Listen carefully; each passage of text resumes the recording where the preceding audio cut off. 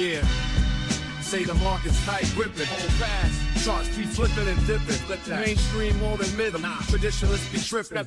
Live stream crypto, he's sniping for help. Very risky, they shout, but he's playing the wealth. But this is his art. This is his game. He hits the go live and the coins they inflate him. Check it. OG Vault in effect. Bringing the heat, what you expect. He's the master of memes, king of the stream. With every go live, he's building the dream. On the east side with beats that glide and a flow so sick, you think he defied. OG be clicking, black candles be sticking, dropping them tips with the market prediction. When he's on the mic, it's a crypto expedition, smacking down bears with sheer precision. OG on the house, violate the track, violate the tracks. OG on the house, violate the trap, violate the trap, violate the tracks. Violate the black. OG on the house.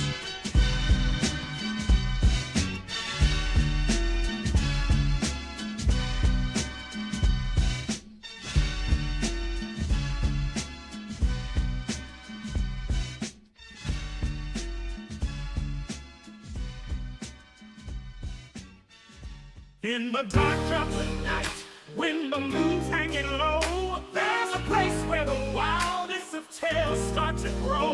Me know the skeleton with his funny grin, and Vault his co-host. Let the stories begin.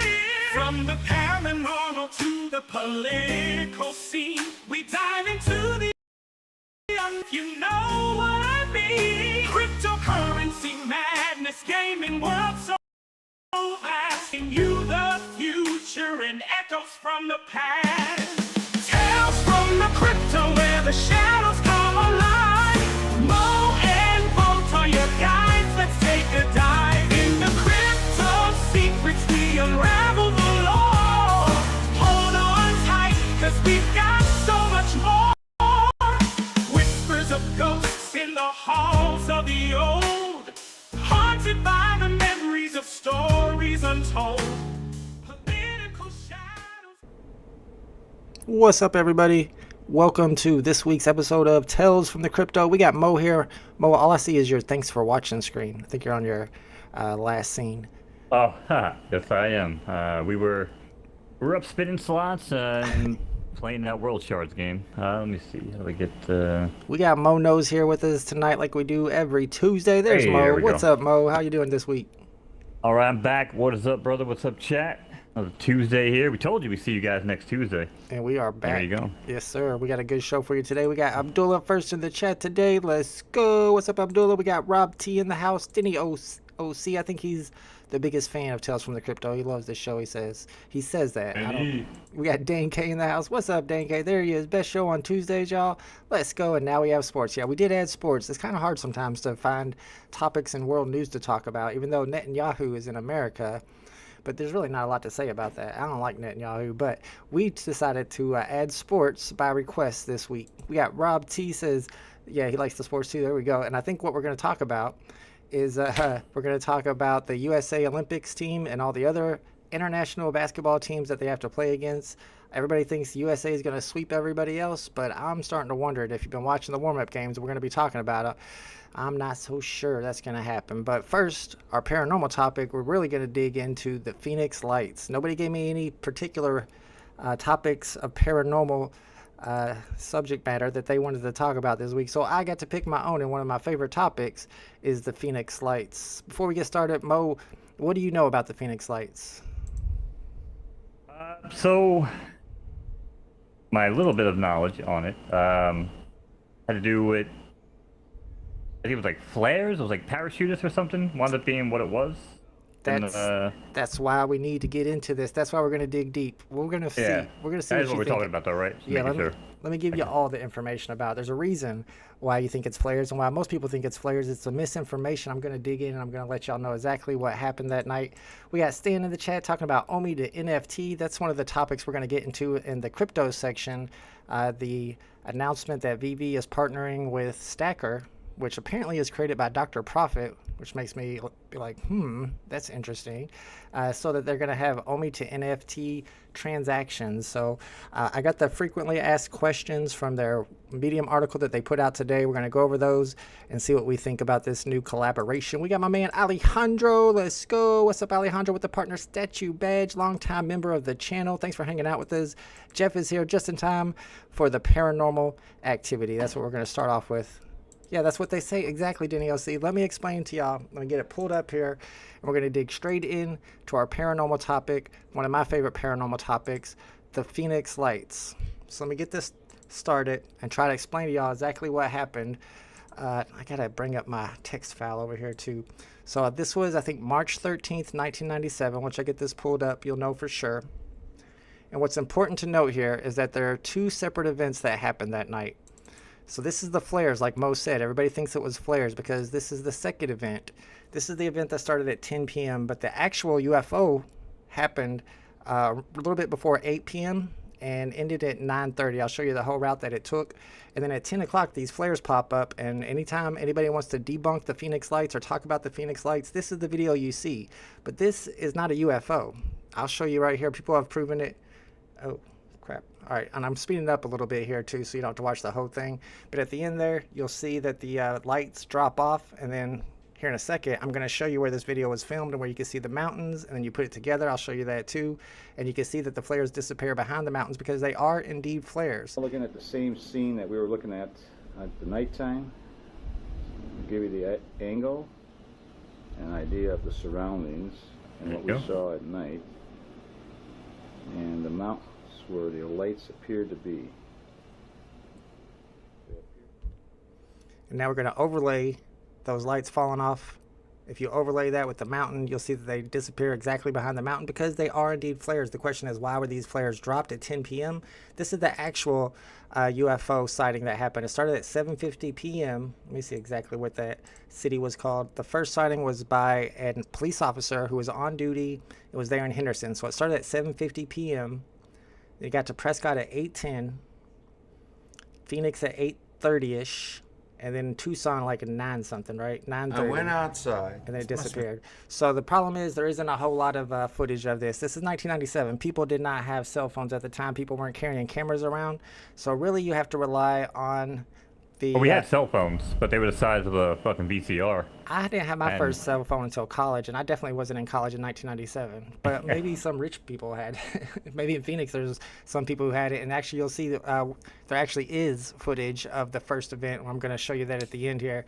But really what you have to pay attention to are the witnesses, the interviews that they gave about what they saw, because the fact is there's over 10,000 witnesses of the UFO event. Now, a lot of those saw the 10 p.m. event, the flares, and they're considered witnesses as well. But at the first event that started around 8 p.m., there were over 700 people who called it in, so 700 verified witnesses.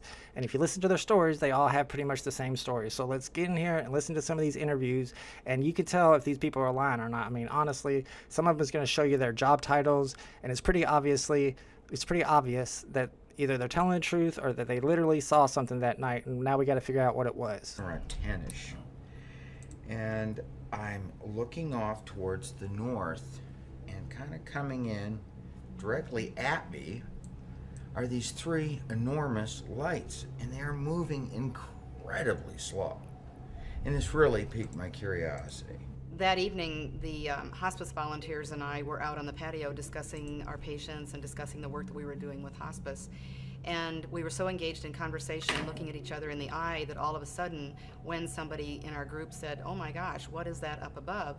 we all looked up at the same time and saw this amazing, huge, dark, silent object that appeared to just be right over our heads. It was awesome. I mean, we were telling ourselves not to blink. It was very close to the ground. It was just like floating over the housetops. Pilots tell me when they make the left turn to go towards the Salt River to the north that the altitude is less than 3,000 feet.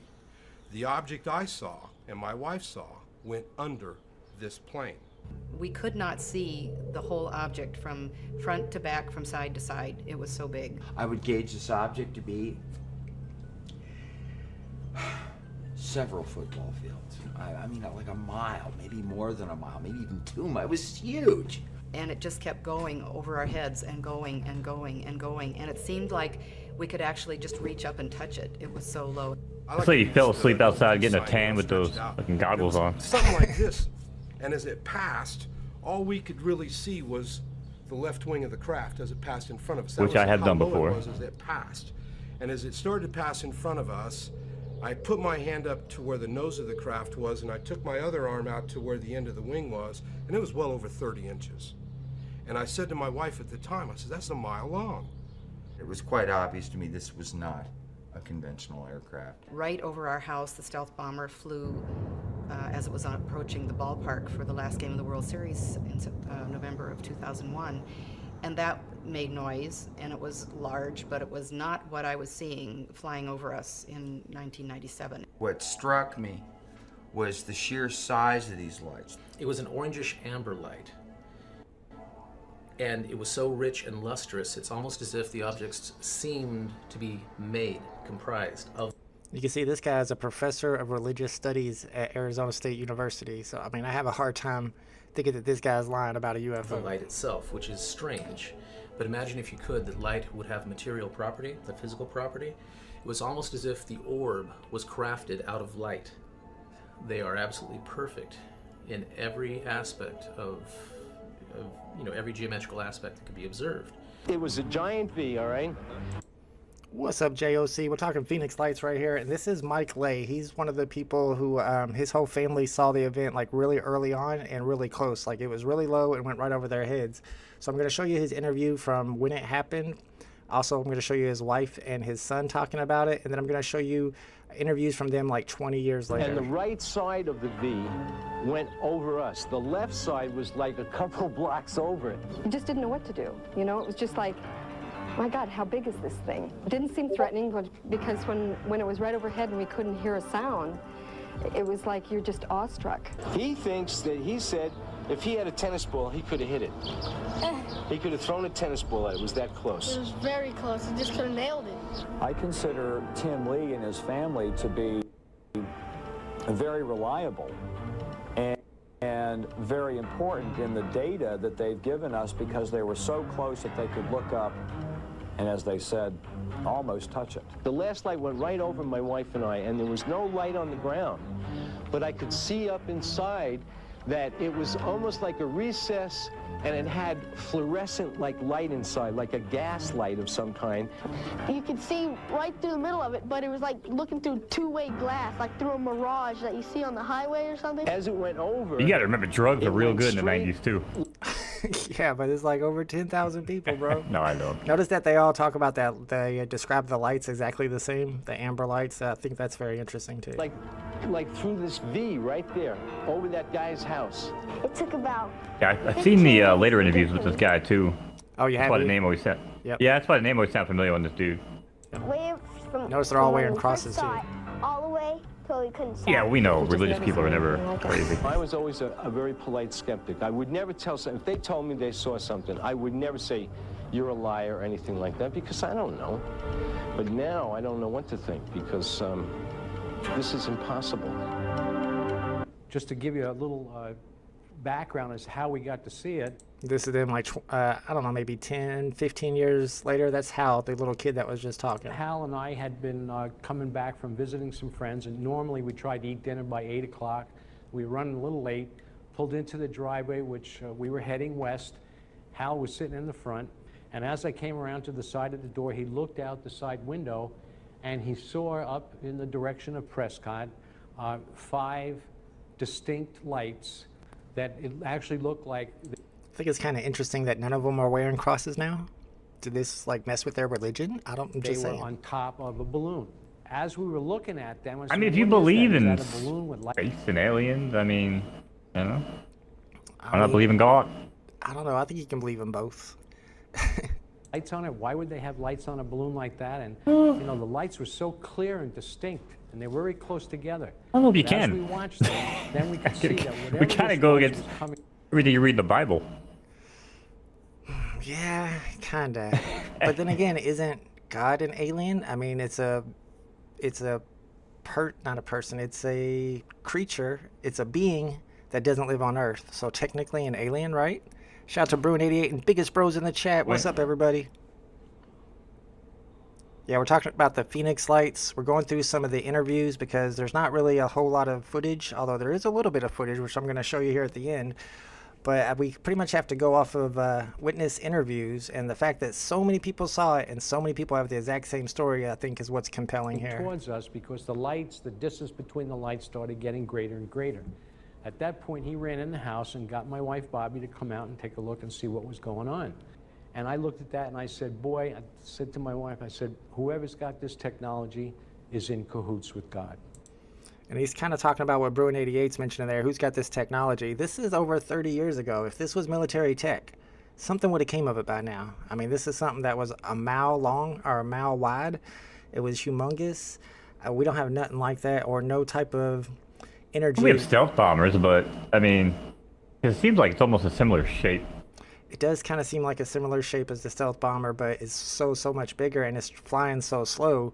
It's hard to think of any type of energy that we have that could keep something like that afloat at that speed. Hal, why don't you tell?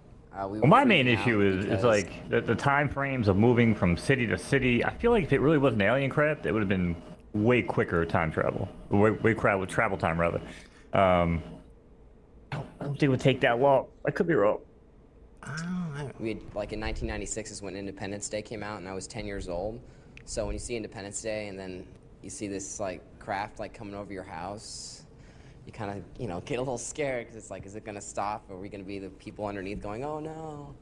You got those chills in the back of your neck where you get all goosebumpy and your hairs stand up on end. The point at which we started getting excited was after it had gone about halfway over, and basically we got the feeling that it was just gonna keep going, which was much of a relief, that it wasn't gonna stop. Because if it did, I don't know what we'd do, just go, okay. Al came to get me in the house, and I was cooking dinner. He just told me that there were lights outside. And so I went running out the door looking at the lights over the mountain. I saw the lights then, at that point, and I sat with them and watched them just exactly as Tim described. When it was coming up towards us, and it seemed like it was very high, and I could see it just as clear as a bell, that it was shaped, what I said at the time was like a carpenter square. It looked like a flying carpenter square. All of a sudden, it seemed like I either looked away and I blinked, and it was, right upon us. Imagine like all their friends and neighbors. Like, look at these people. Used to believe in Jesus, now it's UFOs. Always something with these lays. All I know is I think it's obvious that all these people actually saw what they say they saw. The question is, what did they see? And Tim and I were looking up into the light. I heard she is a good lay, though. She's a good person. She must be. These were circular light wells that we could not even estimate really how deep they were, since we didn't know exactly how far away it was. Oliver and I were. So one of the first people who actually saw the Phoenix Lights was the actor Kurt Russell. We're flying in. I was flying him to go see his girlfriend. I love this guy. And we're on approach, and I saw 6 lights over the airport and Overboard, Air Force One. V shape. Yes. And Oliver said to me, I was just looking at him, and I was coming in. We're maybe a half a mile out, and Oliver said, "Pa, what are those lights?" And I then it kind of like came out of my reverie, and I said, "I don't know what they are." I said, he said, "Are we okay here?" And I said, "Yeah, I'm gonna call him," and I reported it. Well, I saw. All right, so this is the governor of Arizona at the time, Fife Symington. At the very end of the video, you'll see a picture of where he held a press conference right after the Phoenix Lights and brought out one of his staffers in an alien suit making fun of it. But then years later, he admitted that he actually drove out that night to see what people were talking about, and he saw the object himself, and this is him describing it a little bit. A huge craft just kind of come right over Squaw Peak. That was, it was just breathtaking, and I'm not sure about the date. You've got a better memory March for the 13th. dates than I do. No, I'm serious. I'm serious now. That unquestionably it was a UFO, which means unidentified flying object. Right, doesn't mean we're being visited. Well, it's nothing like anything I've ever seen. And you're an Air Force guy. Yeah, and a pilot. Got a lot of hours flying. So it was pretty breathtaking. I saw the Phoenix Lights UFO. Did you really? Yeah. You were there? Yeah, I saw Whoa. that. Different people saw different things. What I saw was something the size of like an My Imperial man, Star Joe Rogan. Destroyer from Star Wars that was like at a relatively low altitude. Some of that moving ivermectin, over brother. Phoenix. My like housemate was like this. I mean, this is before we had phones, right? Before we had cameras. So this is like we had a flip phone, if anything. And he was like, "Dude, you got to get out here." And I like came out the front yard of our house in Tempe, and we just watched this thing move across the sky. It was like, what the fuck, man? Like, I mean, I believe in reincarnation because I came back from DMT thinking that I had a firsthand experience. I believe that there was something inexplicable in the sky over Phoenix that night because I fucking saw it, okay? And it was massive and it was quiet. And then it was just gone. About 8:28 that evening. All right, so now we're going to talk about the actual footage because there is one video that exists of the first UFO. The second UFO, like we explained before, Autumn, if you're just joining us, we're talking about the Phoenix Lights and how a lot of people think that the Phoenix Lights were the flares that everybody saw that started at 10 o'clock, but the actual UFO was between 8 and 9:30, and this guy, Terry, took a video of it. I'll warn you right now, it's not a good video. This is 1997. But I'll show you. I was outside with my video camera and happened to look up, right about up in there, and saw a formation. Hi, of my lights name's Terry, and moving from today north to south. we're going deep diners and dives. The V formation that flew over consisted of between 5 and 6 told you it wasn't a good amber video. lights only, over a period of somewhere between Jesus, what is 15 to this? 20 seconds. The ultrasound? 1997, man. It was Apparent change in 1997. the position of some of the Oh, lights within please. the formation. Alien videos from last week look like this too, for some reason. Weird. The perceived altitude would have been 10 to 15,000 feet, and that would have probably been somewhere in the neighborhood of 300 to 400 knots, given the distance that they traveled. But it was totally silent, completely and totally silent. All right, so next we're going to talk about another video that may or may not exist of the UFO that most people saw that night. Richard Curtis claims his home video is proof that this sighting was a huge flying craft, and he claims his video shows a solid object in the sky passing over his home. I saw the bottom of it as it went over the top of Phoenix. The lights of Phoenix lit up the bottom part of it, and it blocked out the clouds and the stars. Curtis calls Phoenix Councilwoman Barwood to show her the footage. He had it on these two videotapes, and Tony. he asked me if I would like them. So I said, of course I would. Could he give me copies of them? And he said he would, and I told him how to get them to my office and to mark them personal and confidential. But before Curtis can send Barwood the videotapes, he's paid a visit by two mysterious men in black.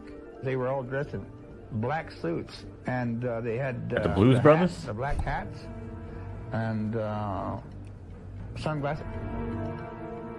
And they asked me if I had. This is always how it goes. Yep. Nice, eh? For, You didn't see no alien City choppers, eh? Councilwoman Barwood. And I said, yeah, they're laying right here. And they said, well, we just stopped by to pick them up. I said, oh, great. And I just handed it to them. I didn't get them, and I have no idea who these two men were since I have just females working in my office. So it's just absolutely puzzling to me. Lady rocking that 90s beehive. Yeah, that's Frances Barwood. She was actually the vice mayor of Phoenix at the time, and it's crazy some of the stuff that happened to her.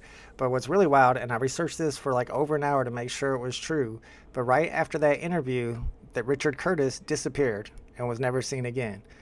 He's the one who apparently took a really decent video to where you could see the craft up close, and he was going to give it to Frances Barwood, and then as you saw, the men in black, two guys dressed in black, came and took the video from him, and then they disappeared, and then right after he started giving interviews about what happened, he disappeared. And it says here the neighbors informed her that Curtis had supposedly taken a faulty medication and had been transported by ambulance to the hospital, but there were no records of Curtis ever being admitted to any Phoenix area hospitals, and he's never been seen again. And that's legit. And there's a lot more interviews that we could have put in there. Talking about Frances Barwood, for example, she tried to bring this up at a city council meeting, and afterwards, they started making fun of her and started putting pictures in the newspaper of her with aliens, and she ended up getting voted out of office. They pretty much ridiculed her about it. Shout out to Kryptoni's in the chat. What's up, everybody? And I mean, if you take all the evidence of all the people and how well that their stories go together, it's pretty clear, like I said a minute ago, that they definitely saw what they think they saw. The question is, what is it that they saw? Actually, 7 years before the Phoenix Light, there was a similar event in Belgium where over 10,000 people witnessed a triangular object, and there's actually a picture of it, as you can see right there, and they call that the Belgium Lights. And these mass sightings have gone out throughout history for a long time. In Italy, and let me see what year that was, in 1954, October 27, 1954, there was a soccer game.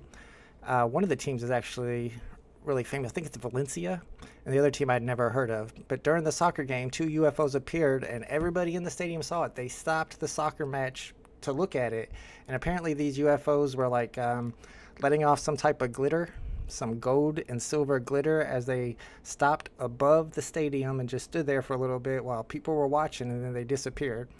And then one of my favorite UFO sightings of all time happened in Nuremberg in 1561. In 1561, they had a newspaper article about what had happened the day before, where all these weird celestial objects started fighting each other in the sky, and at the end, a giant black triangle shows up and kind of like scares everything away. And it's crazy that that black triangle is very similar to what people describe the Phoenix Lights as being. The first, of course, of the 2 sightings that day in Phoenix. I have links to all these articles in the description.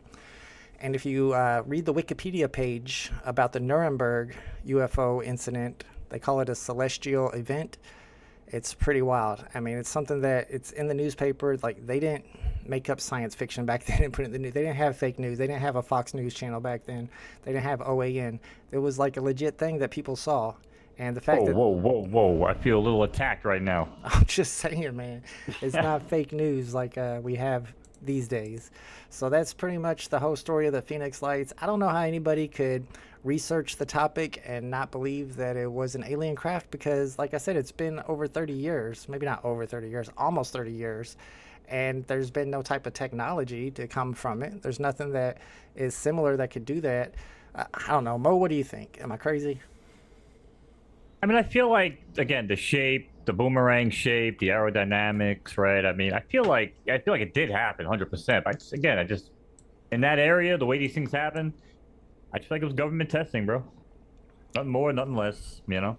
And why do you conveniently drop, parachutists and then flares or whatever right after it? You know what I mean? Like, because the misinformation. Like, oh, man, the flares were the misinformation, and it worked really well. They were the cover-up. Yeah. They were the cover. They go, oh, shit, we realized that people saw this now, whatever, we fucked up.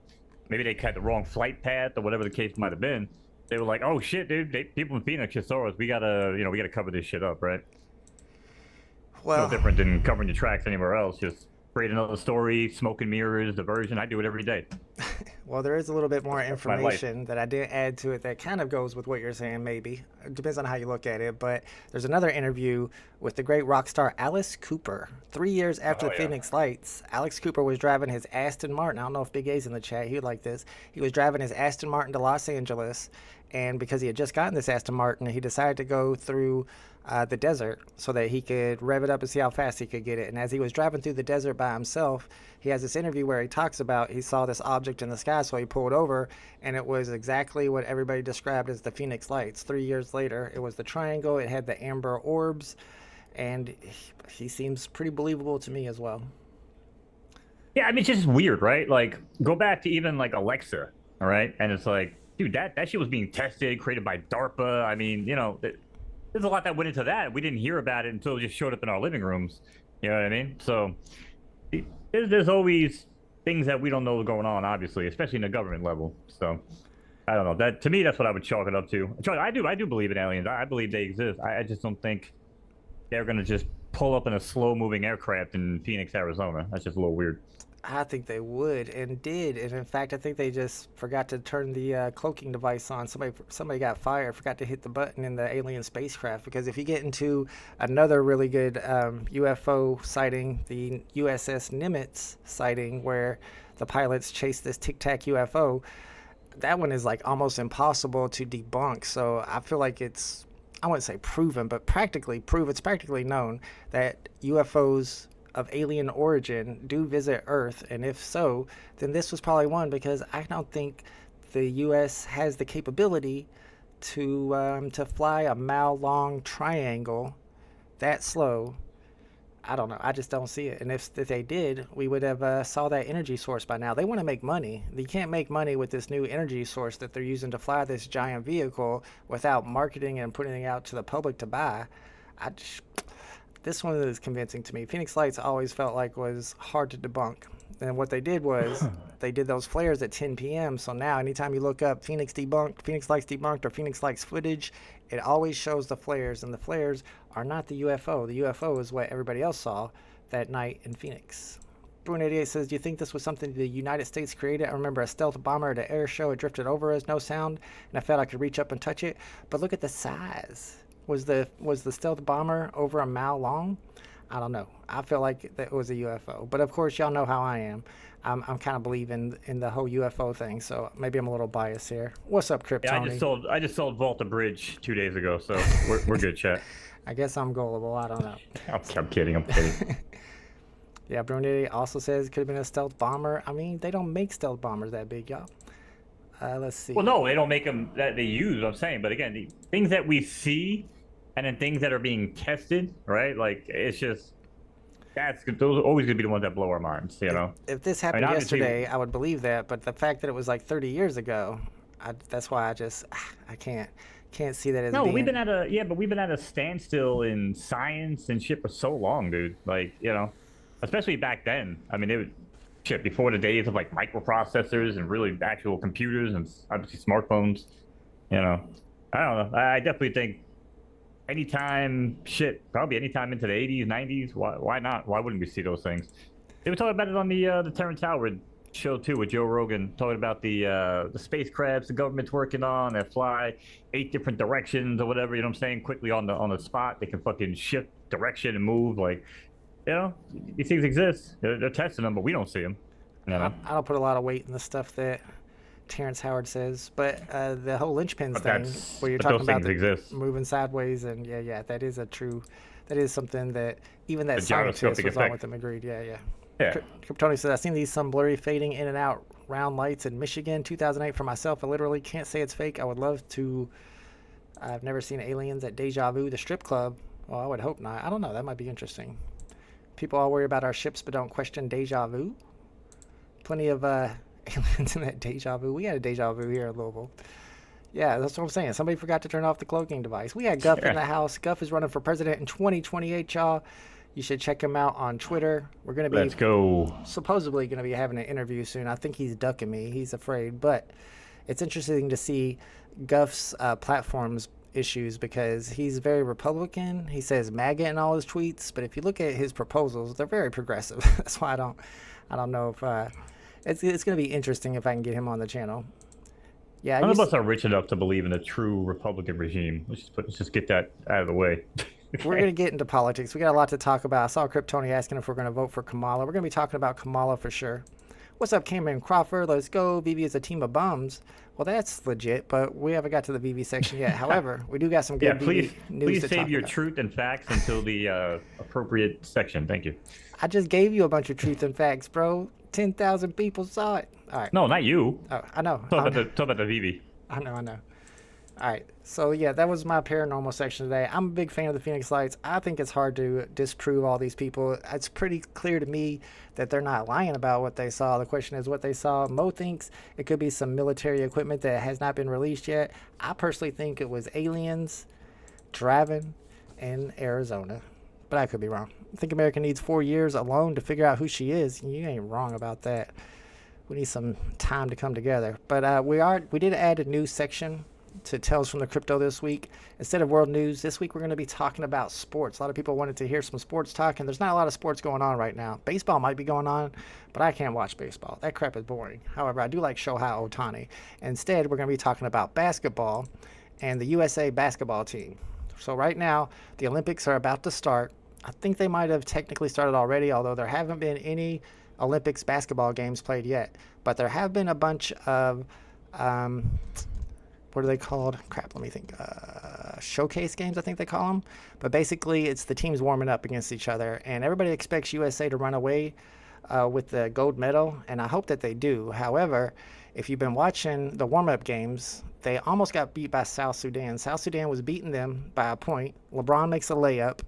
Then South Sudan comes down and has a chance at a three, gets the rebound, has a chance at a rebound, misses both those shots. The clock runs out, and USA gets the win. But they could have easily lost to South Sudan. And South Sudan is not even in the top of the power ratings for international teams. Last night, they played against Germany, and they almost lost to Germany as well. So you can see it there, the power rankings of other teams. Number 2 on the list under USA is Spain. Spain really doesn't have a lot of people. I was looking up their roster. They've got Herzegovina or something. He was in that movie. I don't know if anybody saw it.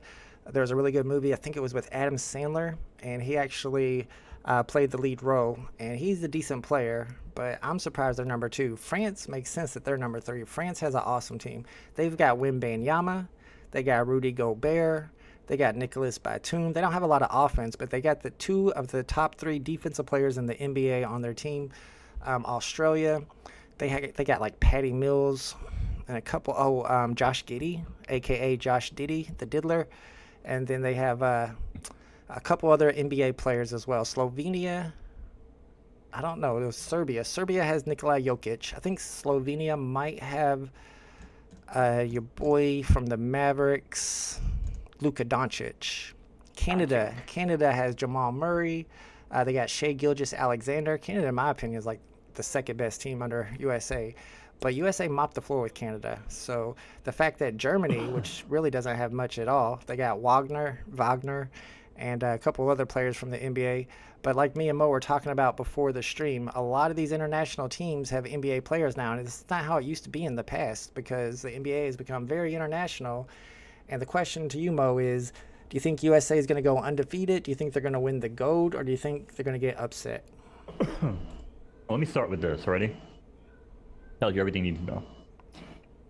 Reggie Miller, Mark Price, Dan Marley, Dominique Wilson, Kevin Johnson, Shaquille O'Neal, Derek Coleman, Alonzo Mourning, Joe Dumars, Sean Kemp, Steve Smith, Dominique Wilkins, Jordan. The list goes on and on. Of the amount of guys that played for USA basketball back when we were dominant. And then look at today's roster of LeBron wash, Curry wash, Durant wash, Embiid trash, Tatum garbage, Leonard wash, Booker trash, Holiday garbage, Anthony Davis wash, Anthony Edwards trash, Abadeo trash, White and Halliburton. These guys wouldn't hold a candle to the fucking lowest white guy on the 94 Dream Team, okay? Let's just get that right out of the way. But like you said, it is an international sport now, all right? It's a very dominant international sport. I don't believe that the USA will ever be dominant in basketball again. I think it's not, the game has changed way too much. Everything from the Euro step on. I mean, I don't even watch basketball anymore, but I watch the game nowadays. It's a shell of its former self. But again, I'm looking at the roster, knowing about what I do know about these guys. And I've never seen anything at any of these guys. So all the guys you named from other countries, I'm much more interested when I watch the NBA than anybody else on the USA roster.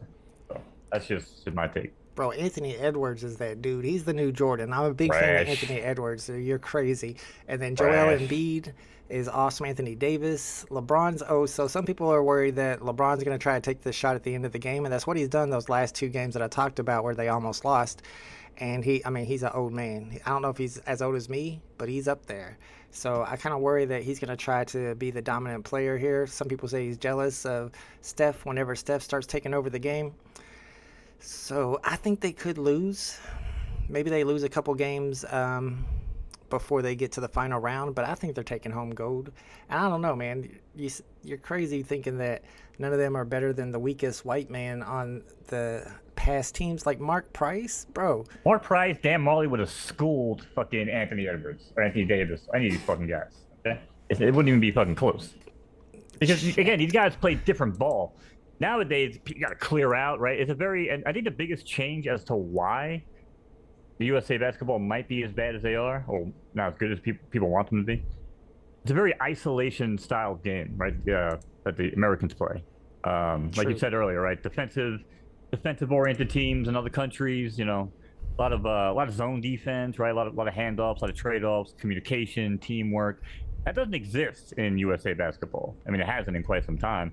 Like, give the guy a ball, let him do his little moves, right? Get a highlight reel, like you said, throw a dunk on him, But it's a wholly different style of game, bro. Like I said, the isolation style of basketball, I mean, it could go back to the days of, like, Jordan.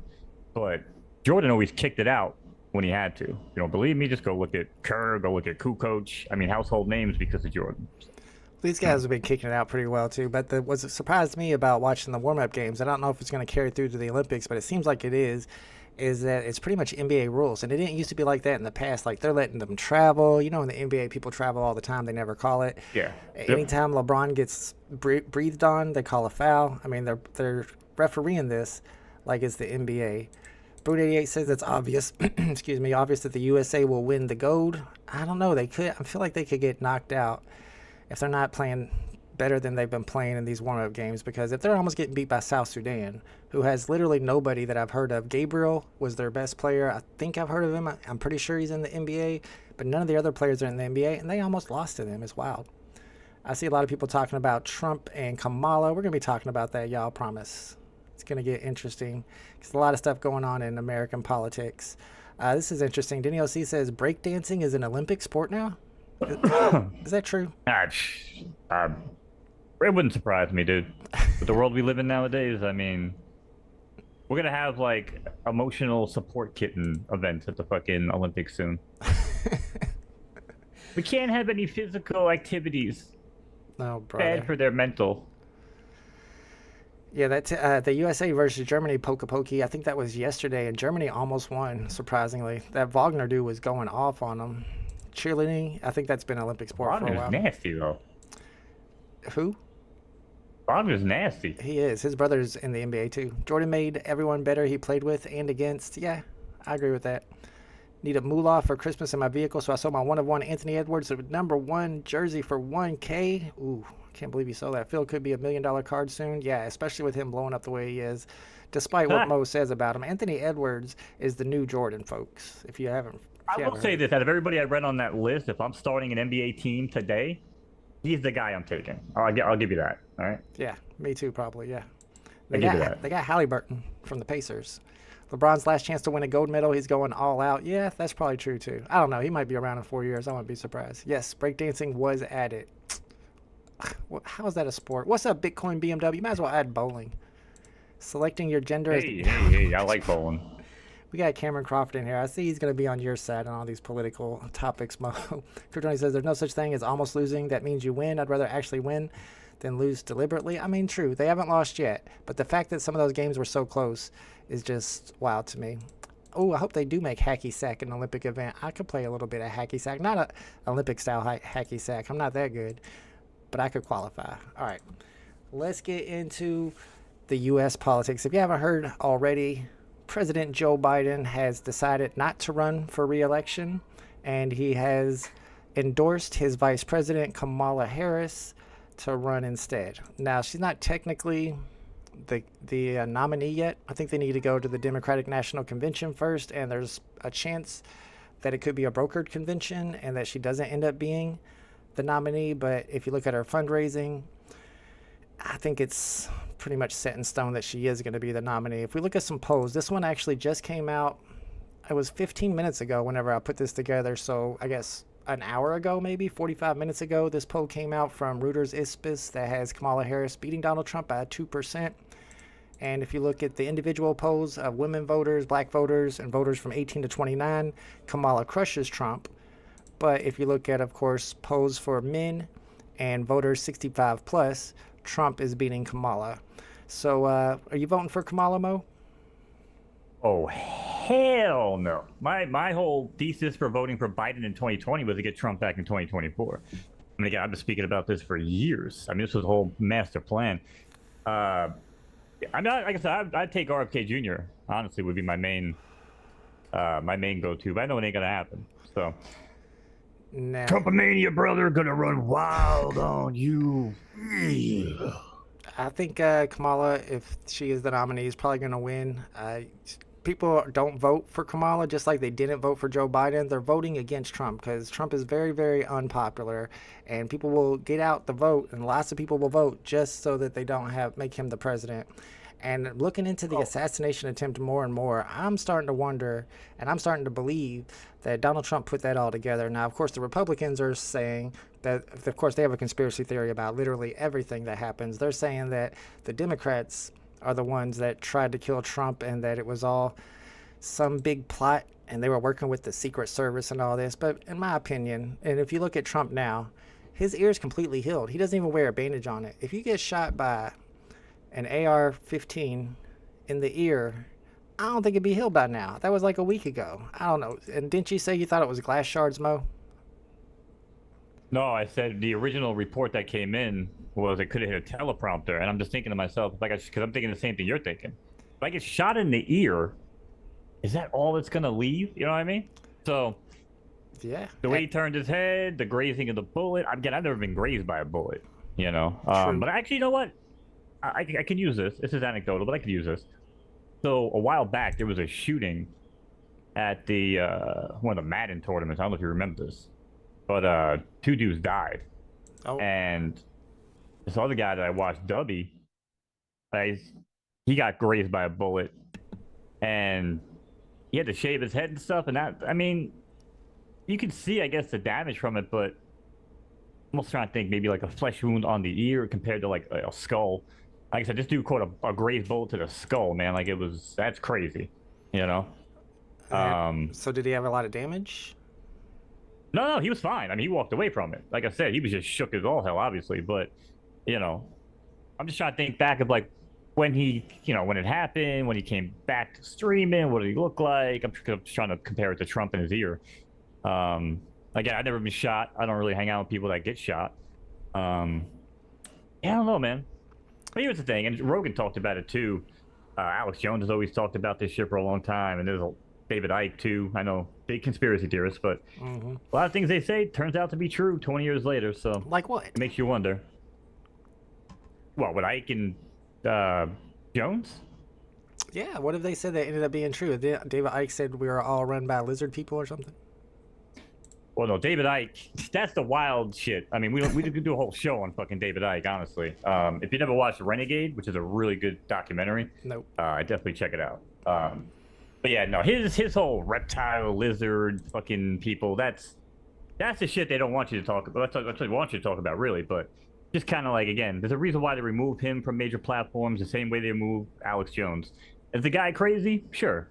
But watch him talk to Joe Rogan and some people that actually know how to talk to this guy and have a rational conversation.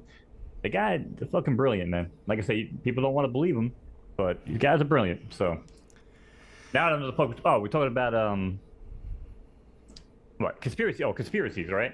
Yeah. So apparently, both sides, Democrats and Republicans, have been staging, assassinations on presidents and candidates for a long time. So again, he was pretty adamant about it, and I don't know. I mean, how many times have we seen assassination attempts in our lifetime? It's been a while, Yeah, I think somebody tried to shoot Reagan once.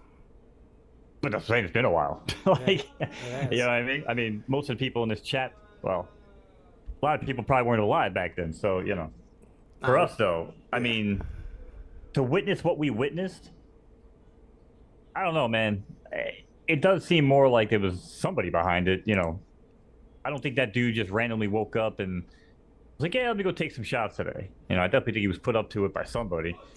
I mean, how far down the rabbit hole do you really want to go, though, Yeah, so some of the things I've been seeing conspiratorial about the assassination, one thing is that the 20-year-old shooter was in contact with this person 9 times, who then went to a building that was in Washington, D.C., right next to the FBI building. So I don't know. I feel like there is something sneaky going on. There is some people on YouTube who analyzed the footage and said that it was 3 different guns being shot. The 20-year-old guy's gun, the Secret Service sniper, and then a 3rd gun that they're not sure about where that came from. The question is, some people would say it was the Democrat ops who was trying to kill Trump, but I feel like if they were actually doing that and they had a sharpshooter there and they were setting all that up, then the sharpshooter would have been a good enough sharpshooter that he wouldn't have missed, especially from that range. So in my opinion, it's more likely that it was somebody that Trump put there to purposely graze his ear. And I see where Bruin 88 says, well, no, not that. Nobody would have someone shoot at them. I don't know. I'm starting to wonder if you had a sharp enough sharpshooter that you would let them take that shot. It's only from 150 yards away. You can hit him right in the ear, and then he wins the election. I mean, if I was going to get to be president, I might let them take that shot. I don't know. Bruin 88 says, where is Biden? A lot of controversy right now because people haven't heard from Biden in like 3 days for some reason. That's controversial. They're saying that he's dead and that this is a coup and that he doesn't even know that he's no longer running for president. That might be true, at least the not knowing part. But hey, man, listen, I'm just glad he stepped down. Listen, I'm not ever going to disrespect our president of the United States, but that dude was MIA. And when I saw the interview with him and they tried questioning him about it, he's like, well, I don't really watched them. I don't really watch the debates. I haven't got around to watching that yet. Something tells me he finally got around to watching it. And he was like, damn, dude, this is bad, And so look, we've been talking about it for weeks, bro. Like, that guy was not fit to even stand up, let alone run a country. See, you know what I mean? That's my thing. Like, if you watch the debate, it's like an hour and a half long. If you watch his press conference, it's like an hour long. If you watch his interview, it's like an hour long. And yeah, there's a couple times where he says something that makes him look like Ode and not all there, but that's like 2 minutes of an hour and a half, and the rest of the time he sounds fine. So I think it's all super, super overblown. And the reason why he stepped out or dropped out of the race is because the poll numbers show that this narrative that Elon Musk is creating with his Twitter is working and that he wasn't going to win. I don't think it was because he didn't think he could perform the duties. I think it's very much overblown in my opinion. Let's see what the chat sounds thinks. like a lot of copium to me, but okay. I mean, right. if you're talking for an hour and a half, what's crazy is you'll sit there and you'll hear pundits talking about him afterwards, and the pundits will accidentally mix up Biden with Trump, and nobody says anything about it. They just keep on going. But if that was Biden speaking and he mixed up Biden and Trump, or he's mixed up two people, they would say he has dementia. But people do it all the time. Like, I mix up people while we're sitting here talking, and nobody thinks I have dementia. I think it's just super, super overblown. Bro, because when you're talking and we're having a conversation and you say something that you backtrack on, it would be like, oh yeah, blah, blah, blah, my bad. Just like, even like the stunt with like announcing Zelensky as Putin, it's not even the fact that he did it. I get it. You could make a mistake. But it's like the way he tried to cover it up, he was so fucking lost, man. Again, like, I'm not, it's just hard to kind of separate the two, right? It's the leader of our country, but that's just tough to watch, man. So, I mean, again, I don't know. He's gone. Thankfully, he's gone, so we ain't got to worry about it. But, I tell you right now, if that shit was, and here's the thing too, right? It should almost be criminal. If this was planned on his side just to make sure that Kamala can be the nominee, because they definitely didn't give him enough time before the DNC. I mean, that is not how this shit works, man. So they pretty much, strong-armed him into just probably defaulting Kamala Harris going in there. But if you brought on, I mean, there's talks of like bringing on Obama's wife. You put two of them together on a ticket, that could be dangerous as all hell. But here's the bottom line, and I could be right or wrong. I don't believe we'll ever elect a female as president in this country. If Hillary couldn't beat Trump, I don't think Kamala Harris is going to beat Trump. Because at the end of the day, when anybody in this country goes to the polls, they're going to remember that this broad has to sit down with other nations that don't respect women. And at the end of the day, that's key. If we want to take, we want to hold our spot top of the world, that's just going to be the way it goes. And I don't think we'll ever elect a female president for that reason alone. Not because they're not worthy of it. Just they're not respected in other parts of the world, and that, we got to worry about it. I don't think we care too much about those particular countries that don't respect women. I don't know. You might be right about that. We have to sit at the table with them. I mean, they're big fucking part of the United Nations too. I mean, we have to fucking deal with these countries. So if they don't respect us, then, that's why I don't think we ever just roll out a woman. And by the way, did you see her, Kamala Harris's little intro? One of her conferences she was doing on the past couple of days, I guess. No, I don't think so. Oh my God. Because I forgot who retweeted, said, if I have to deal with 4 years of this, it's like, God save us all. But she's like, I'm Kamala Harris. I go by she, they pronouns. I'm like, oh my God. If she wins, that we have to have every presidential State of the Union start like this, I'm going to fucking just move. I got to leave. It's going to be crazy. I don't think she'll need to keep repeating her pronouns, but she might have wanted to that one time, whatever. But to push back a little bit about what you're saying about women, keep in mind, Trump beat Hillary, but Hillary did get more votes than Trump, millions more votes than Trump. So the majority of people disagree with that. What's up, Big A? We're actually mentioning you when I was talking about Alice Cooper's Aston Martin.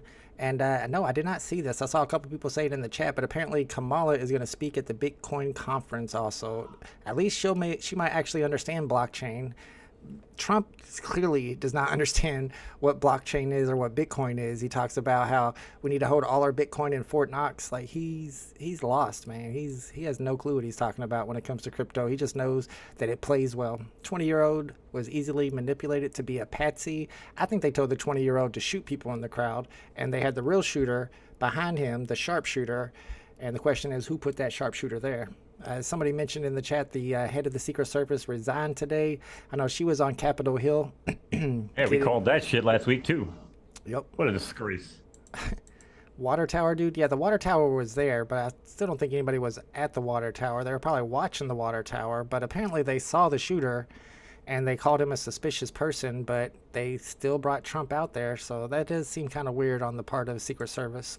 The assassination attempt was real, but I'm not 100% sure Trump was really shot. I'm not either, especially with there being no real damage to his ear from an AR-15. Have you ever seen the bullets of an AR-15?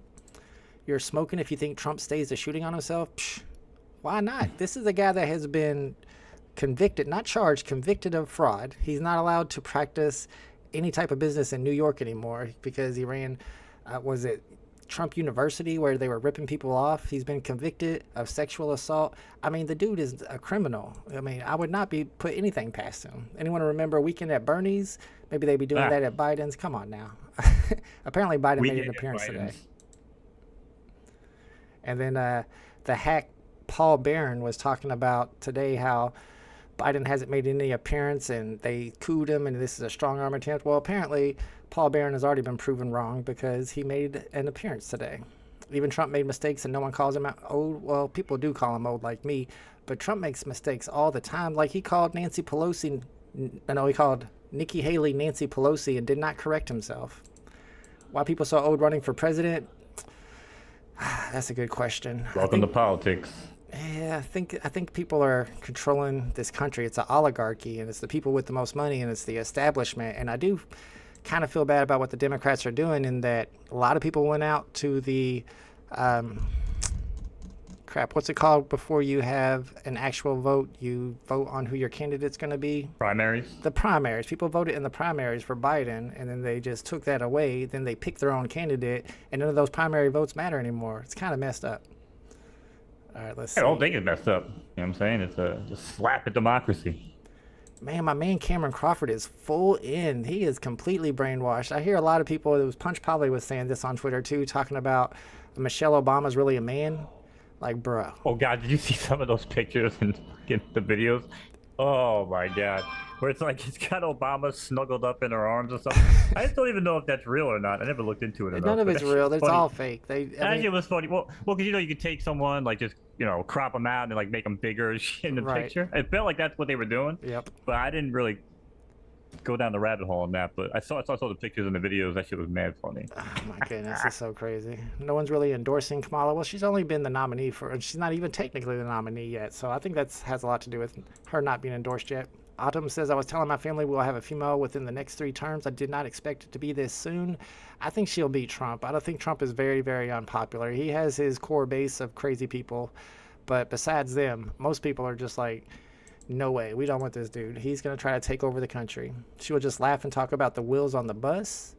I know everybody, that's their big attack against Kamala right now is the way she laughs. Like, at least we have somebody who laughs. I mean, that's not a bad thing. Many countries have a female president or prime minister. That's very true. Germany has, Angela Merkel. I want to say Italy now has a female president. So it's not unheard Yeah, because of. females are obedient to the males, and when the USA runs the world, we got to have the male up top. That's all I'm saying. Yes, the rest of the world apparently sees it the same way, but we'll see. Autumn says, those countries didn't respect us when we had Trump. Who cares what they think about us having a woman? Yeah, that's the kind of They respected this shit. That nobody fucked with us when we had Trump. Nobody. I don't think that's true. Didn't they killed, let's see, Saudi Arabia killed one of our citizens, a U.S. citizen, Jamal Khashoggi. They killed him in the embassy, and then they paid Jared Kushner, which is Trump's son-in-law, and a member of his cabinet, $2 billion, and then all of a sudden we didn't care that they killed an American citizen anymore. I don't know. I think they know that they can buy off Trump. I think they know that he's easily manipulated. All you got to do is just compliment him a bunch, and he'll do anything you want. If you go back to the Helsinki press conference with Putin, that's the wildest stuff. He literally said that he trusts Putin more than he trusts the CIA. It's crazy to me. Let's see. Kryptoni says... Well, yeah, because CIA is corrupt. How? They work for the government. Whole government's fucking corrupt, dude. Come on. The same reason why I was sitting there talking about why there's fucking spacecrafts roaming around here that we don't know shit about, and the government don't know about it either. Yeah, okay. We know all the other things that are going on in the world, but we don't know when things fucking come into our airspace like that. Get the fuck out of here. That's what I'm saying, man. Like, that's why it just doesn't make sense to me, dude. Makes sense. It's all fucking conspiracy. It's all scam, you know? Chat is crazy, man. Jay says Kamala's worse than Biden, and Biden is the worst president in history. Do you not know the statistics? Like, Biden has been one of the best presidents in our lifetime. Like, look at the economy. Look at unemployment. Unemployment is the lowest it's been in forever. Look at the deficit. The deficit was over $3 trillion per year when Trump left office. A lot of that has to do with COVID, but he brought it up to $1.5 trillion in his first 2 years. And Biden brought it all the way back down to $1.7 trillion per year. And because of Biden, your grandma only has to pay $35 for her diabetes medication, whereas it used to be like hundreds of dollars. I mean, I don't know. I think y'all are crazy. Let me know what in particular makes him the worst president in history. The fact that he's old, he stumbled on his words a few times. Brune88 says, I hate these stone-faced people who clearly screw up and are not held accountable for their criminal negligence. I hate that lots of people aren't held accountable for their criminal acts, and it's always these rich people. They got the lawyers. They get away with it. Autumn says, why is Trump not crying and ranting about the Secret Service's terrible attempt? He is. He only cries when things are out of his control. He didn't cry in this case. I think he's been crying about the Secret Service a little bit. Gee, love. Yeah, I mean, he's definitely made some comments about it. But again, like, he already knows, man. Like, that just sealed the deal, you know? Like, that, the picture of him, you know, bleeding and his arm up, the American flag. You got the other picture that was captured with the bullet. Was it the second bullet whizzing by? Yep. Like, that shit captured in still frame, dude. That's game, set, match right there, baby. You know? Brune88, what are you talking about? Brune88 says our economy sucks now. What are you talking about? Our GDP is higher than it's been since Obama. The economy is actually doing really well. You're talking about inflation, which is world inflation that was caused by COVID, and America has lowered the inflation more than any other first world country in the world. Like, you can't cause world inflation just by being the U.S. president. I mean, maybe you can if you do something crazy, but you can't blame world inflation after a giant pandemic on America's president just because you don't like him. It doesn't make sense at all. I mean, he's not the one raising the prices at the grocery store. If you look at gas prices are actually pretty decent right now, but you know, the president doesn't control the prices at the grocery store. Autumn says Mexico just got a female president. That's probably who I was thinking of. What's up, Ryan? We're into politics now, so it's getting touchy in the chat. Mo is dropping bombs like always. He always drops bombs on me. I don't necessarily agree. You trust your enemy more than your CIA? I know, right? Yes, Thank you do. No, whoa. Keep your friends close and your enemies closer, dude. That's how you get ahead in this fucking world. You know what I'm saying? You know what your friends are already doing.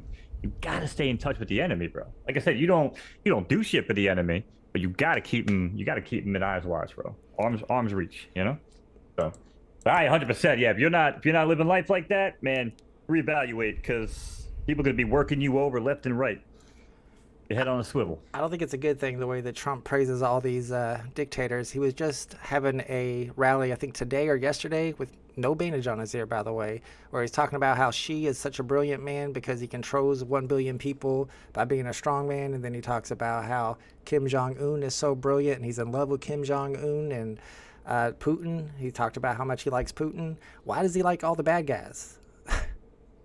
Are those not the bad guys? Like, you know, it's just, you know, friends close, enemies closer. I'm pretty sure Trump probably adapts the same mindset. So, Oh my goodness. I wouldn't be Pokey surprised. says, who's the youngest president in United States history? I'm pretty sure it's Clinton. If not, it's Kennedy. But I think it was Clinton, right? Pretty sure. Shit, if you're ever on a political fucking trivia show, do not call me. Pretty sure it was Clinton. Yeah, potentially. Yeah, Google search away, but I'm trying to think about it. Guff says, with me as president, she would pay $0. Who would pay $0? What are we talking about? I'm not sure what you meant by that. Cameron Crawford's enjoying MoKnowz's commentary. Yeah, he's definitely in that right-wing Trump camp for some reason. Yeah, he's applauded all the bad guys. Well, he likes the bad guys. I don't understand why. Interest rates are sky high. That has a lot to do with inflation. But because the inflation has come down so much, people expect interest rates to come down a little bit soon. Gas is $5 in California. I think that's decent in California, right? Wasn't that about what it was when Obama was in office? I know right now it's like 2 something here in Indiana, which is pretty much what it's been for almost as long as I can remember. I mean, I remember a time when gas was 99 cents. I'm old, but I remember a time my mom was freaking out because gas was 99 cents and like people were lined up down the block to get it with some special they had going on. Never again. We didn't even need a special, dude. When I started driving, gas was 97 cents a gallon. And I remember going to fill up my Hyundai S-Coupe. It was like the original Tiburon. Ooh. And I remember I would fill this thing up. I put $5 in. I used to put $5 in at a time, bro, because you get so much fucking gas. I filled my car with like $10. I used to put $5 in at a time. I remember that for sure. Oh, man, this shit was crazy, dude. And for a while, I used to do 10 at a time, but now it's 20 at a time. There's no point in putting less than 20. You ain't going nowhere. Well, yeah. And again, I mean, listen, and we can, go back and forth, but I don't really think, presidents really have much to do with this. I don't think it has to do with right wing, left wing, Republican, Democrat. I mean, it was just a different time back then, Yeah. But I think, yeah, I mean, interest rates do have a lot to do with it, obviously, but I don't know, man. It's just, I remember when I was growing up, even into my 20s and 30s, right? I'd look around, I'd wake up, I'd go to work, put gas in my car, pay my bills, and think everything made sense. You know what I mean? Like what I made compared to what I was spending for cost of living, everything just made sense. But I don't know, over the past 10, 15 years, it just seems really out of whack. You know what I mean? Like, I don't know. And maybe I just in the wrong line of work. Maybe I should be doing fucking, online porn or something. I know they make bank, but I don't know, man. It's just weird. Everything just seems out of line from where it used to be to me. Well, you do live in a very expensive state, a very expensive part of the country. But as I've always said, the real problem right now, why people are struggling in America, is because all the money is being funneled to the top 1%. And it's the Republican presidents, the Bush tax cuts, the Trump tax cuts. Those are the ones that are funneling that money up to the top 1%. And when they talk about less government spending and we want to cut all the Medicare and food stamps and welfare, it's so that the rich people can get more of the government's money or pay less taxes. And that's really the big problem. It's a transfer of wealth from the poor and the middle class to the rich. And it's been going on for a long time, ever since Reagan. Yeah, it's trickle down. It's trickle down economics compared to inside out economics of but inside out economics of Democrats. Which again, we talk a lot about this, but I agree more. I agree more with inside out economics than trickle down for sure. However, I have definitely been busting my ass to get up to that top 1%. You know what I mean? Because money talks and bullshit walks. So if you can't beat them, join them.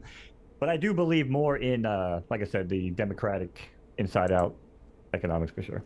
Well, if you look at trickle-up economics, that's what I call it. If you look at what we did during COVID, in order to stop the Trump recession that was coming, is we sent out a bunch of money, not only in the form of unemployment benefits, but then the stimulus checks, and that's what recovered our economy. It was basically trickle-up, because when you give people with less income money from the government, they spend it. If you give it to the rich people, they put it in their bank accounts, sometimes overseas, and they're the ones that pay the lowest tax rates. So trickle up should definitely work better than trickle down economics. But since the rich people control politics in the country, we're not going to get trickle up economics. We're only going to get trickle down economics, especially if we keep voting for Republicans, because they're the ones that are giving the rich people and the corporations the tax cuts. But if it's an inside out, I just want to straw man what you said a little bit. Okay. If it's inside out makes more sense, because if it's trickle up, you're now no different than the Republican side of it, right wing, where you're just going trickle down, right? You can't forget about the people below you in inside out. or if you're, what you're saying is trickle up. Because Right. now you're just leaving the people below you behind. You have to carry everybody with you, right? You're only as strong as your weakest link. Right. You know what I mean? Yep. Which is, again, why I always believe, like, yes, drive the economy, you know, again, with, like you were saying, with stimulus checks and everything like that. But here's the problem with the stimulus checks. And I don't know about you, maybe you people in chat can chime in. It made a lot of people lazy.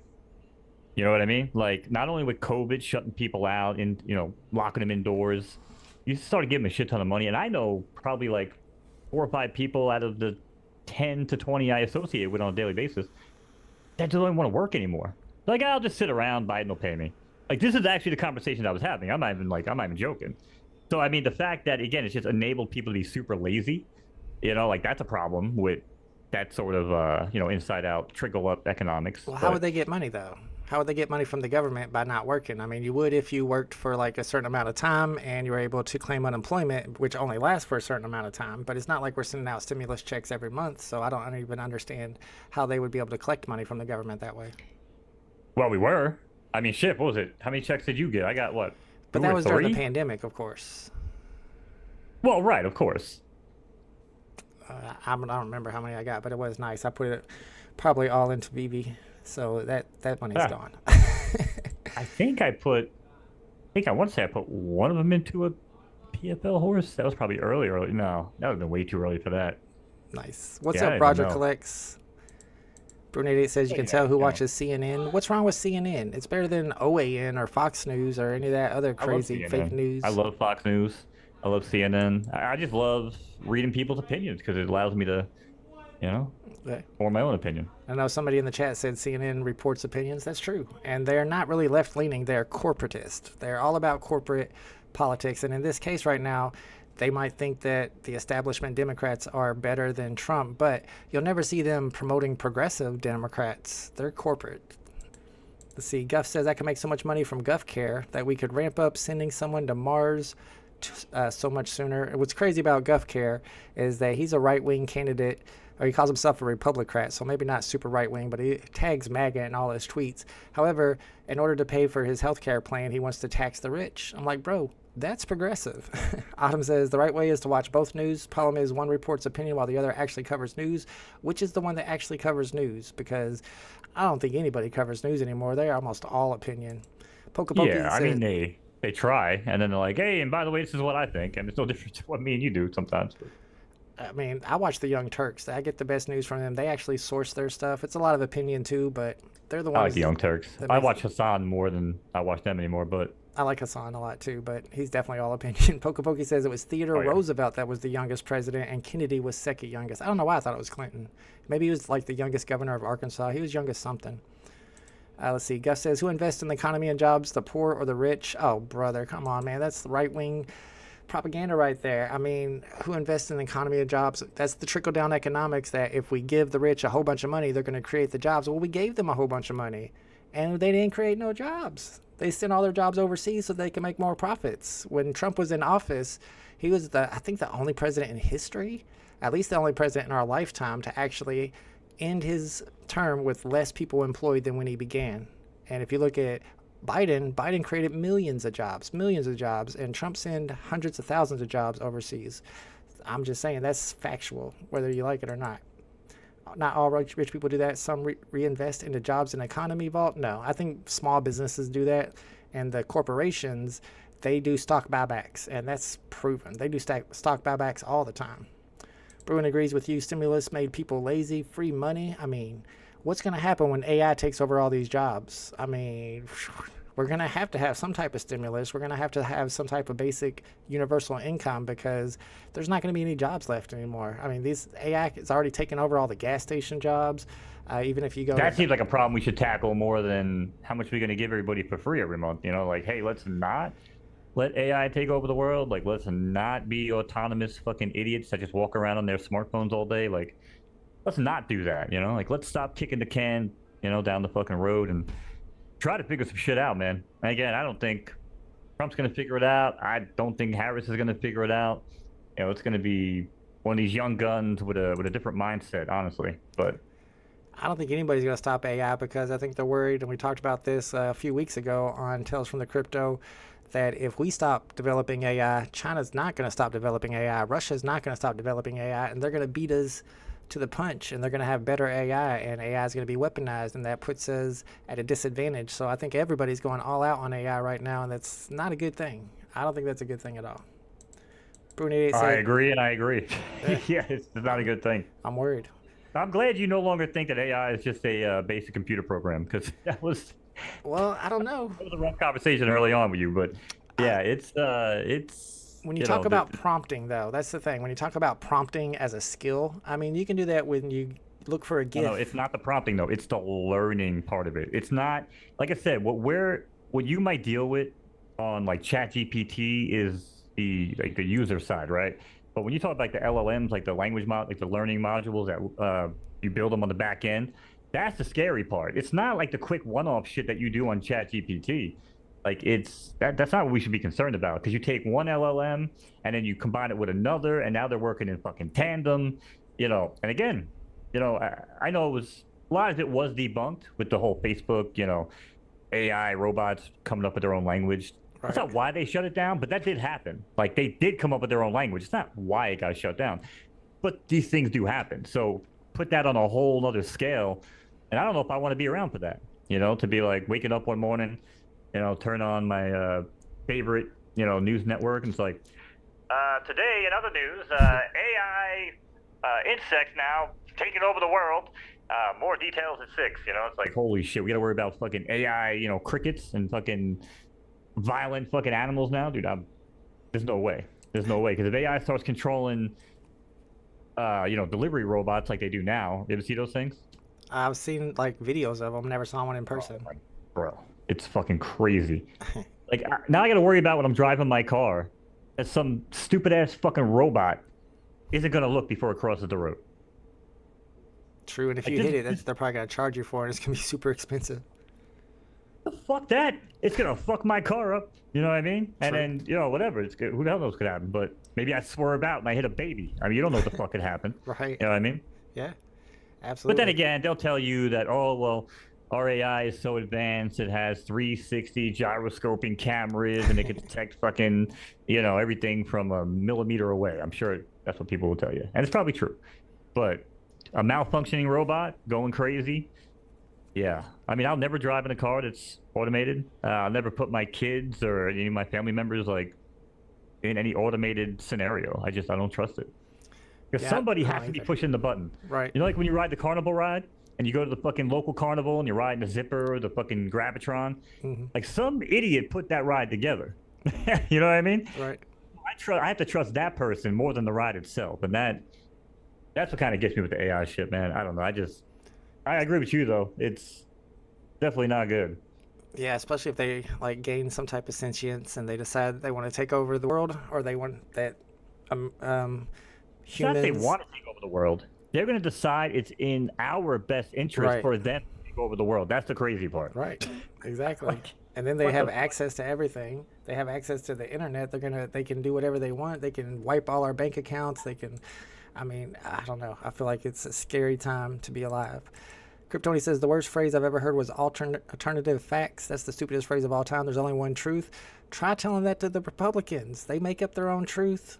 They call it alternative facts, and then they pretend like it's real. Like when you watched Trump during the debate, everybody talked about Joe Biden, but literally everything Donald Trump said was completely false. That you can research it and look it up. Like when he talked about how his deficit was lower than Biden's, that's 1,000% not true. It's ridiculous, and they just pretend like it's true. Like, okay, if he said it, that makes it true. He's like a king. He thinks he's a god, and people treat him like he's a god. It's just wild to me. It's almost like the people don't have internet to look it up, I don't know. Everybody has internet right there in their hands, and they're not doing their own research. It just kills me. And people will talk about, and this was something me and Punch Polly were talking about, they're like, how could Donald Trump have lost to Joe Biden? Look at all the people that come to his rallies. Like, bro, a Republican has not won the popular vote against a Democrat in over 30 years. Like, they are not popular. The only time in the last 30 years when a Republican got more votes than a Democrat in a presidential election was Bush Jr. as an incumbent after 9/11. So you had to have all these factors for them to even have a chance to get more votes than them. But if Republicans are like, oh, no, Trump is definitely more popular than Biden, that's not even legit. If it wasn't for the Electoral College and gerrymandering, there would be no Republicans in office at all. All right, let me catch up with the chat. My man Cameron Crawford says, I'm not brainwashed. I wake up and go to work at a real job every morning at 4:30.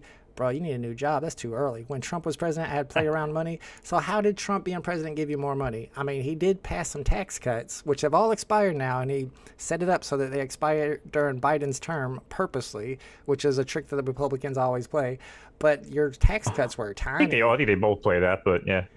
They probably both do, yeah. But I mean, Democrats don't give tax cuts, so I don't know. They probably do it in other ways. But the tax cuts you got from Trump are very, very small. And as I've explained, I think last week, all the money that the rich people got and the little bit of money that everybody else got, all that money gets taken out of the budget. So that means less money is spent on things that you use, like hospitals, schools, roads, bridges. So like I said last time, you hit a pothole, you break your axle, you got to spend $500 fixing your axle. That's the same as if you would have, if that money wouldn't have came out in tax cuts from the budget. So it still affects you, and you still lost more than you gained.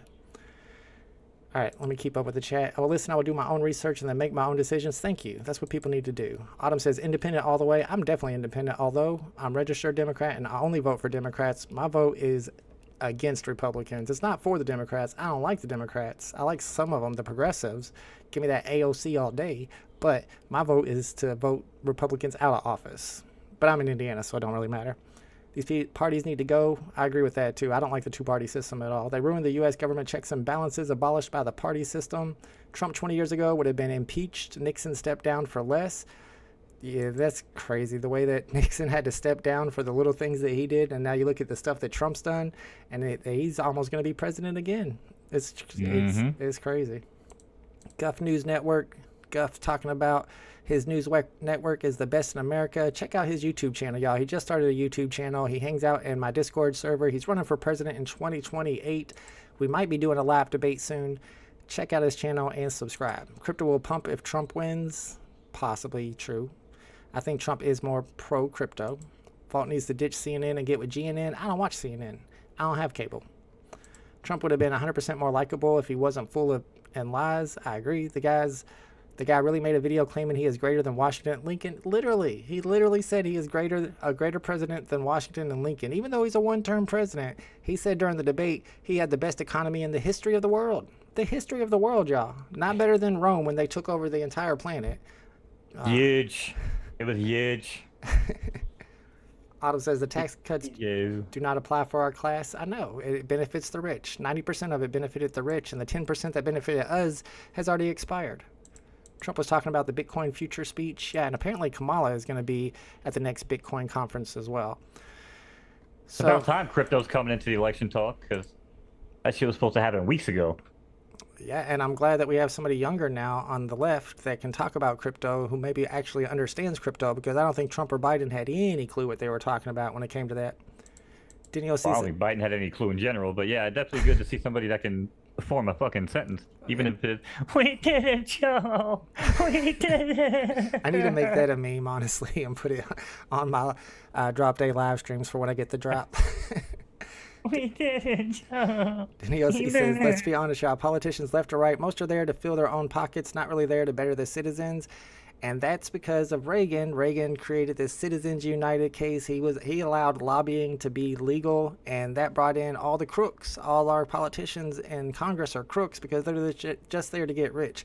They don't care about how much money they make a year. They make way more in lobbying, and they make way more in stocks because they have insider trading. I mean, it's all bad. It's all bad. Bruin says... Well, we did this show a few weeks ago, man. Get money out of politics, bro. Yeah.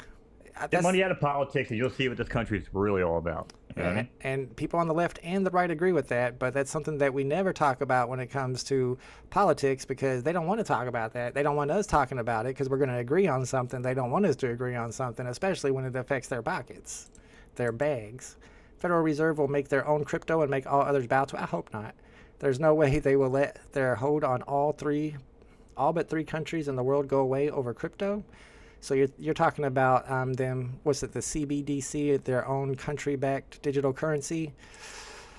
I mean, in some ways I like that idea, because then all the government spending will be on the blockchain, which of course they probably won't do that. They'll probably create the CBDC but not put government funding on it. But I would like for government spending to all be on the blockchain so that we can all see any type of corruption if it happens.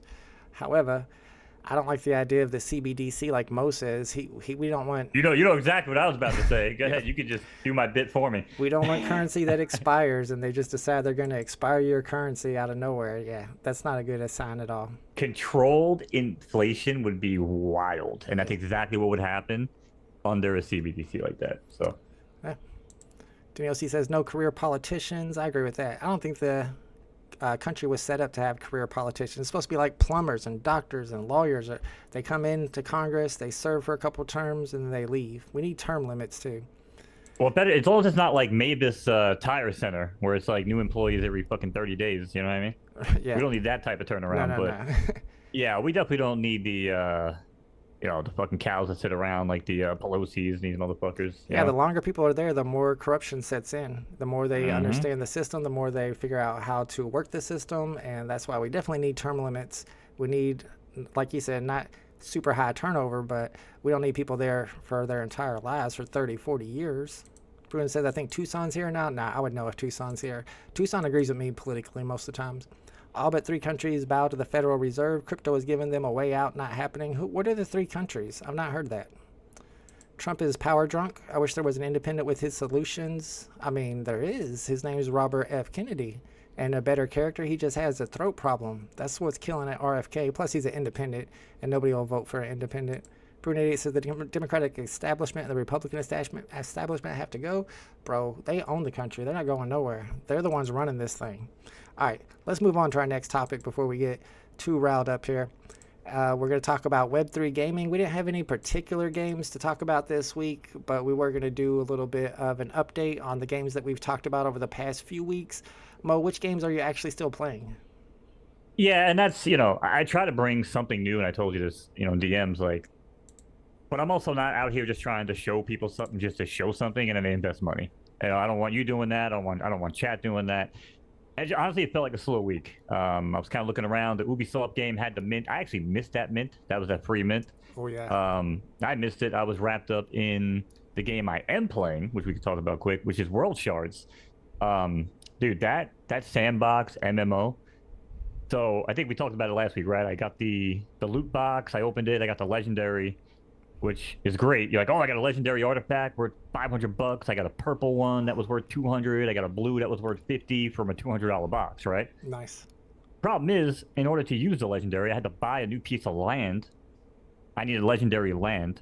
Oh. And that shit cost me $1,700. Sheesh. Now, the weapons could potentially sell for $1,500 and up. You know what I mean? Yeah. And it's on the same loot box marketplace as Big Time. Now, I don't play Big Time, but I've done some research into it, and it's actually doing very, very well. Their economy is a item-driven economy, and it's really, really working well. The market crashed a little bit with crypto, but you can see the bounce back. People are buying shit left and right. You know what I mean? It's actually kind of interesting to see that. I'm actually going to dive into Big Time. We can talk about that next week, I think. But as far as World Shards, man, dude, I'm like 2,500 into that fucking game right now. Ooh, man. Some of these games are a little too expensive to get into. Well, yeah, but here's the thing. So I bought the legendary lamp for $1,700. It pumped to $3,500 already. Oh, wow. So what I'm thinking about doing now is just selling it for like $2,750 on a flip, buying the epic land, a medium one.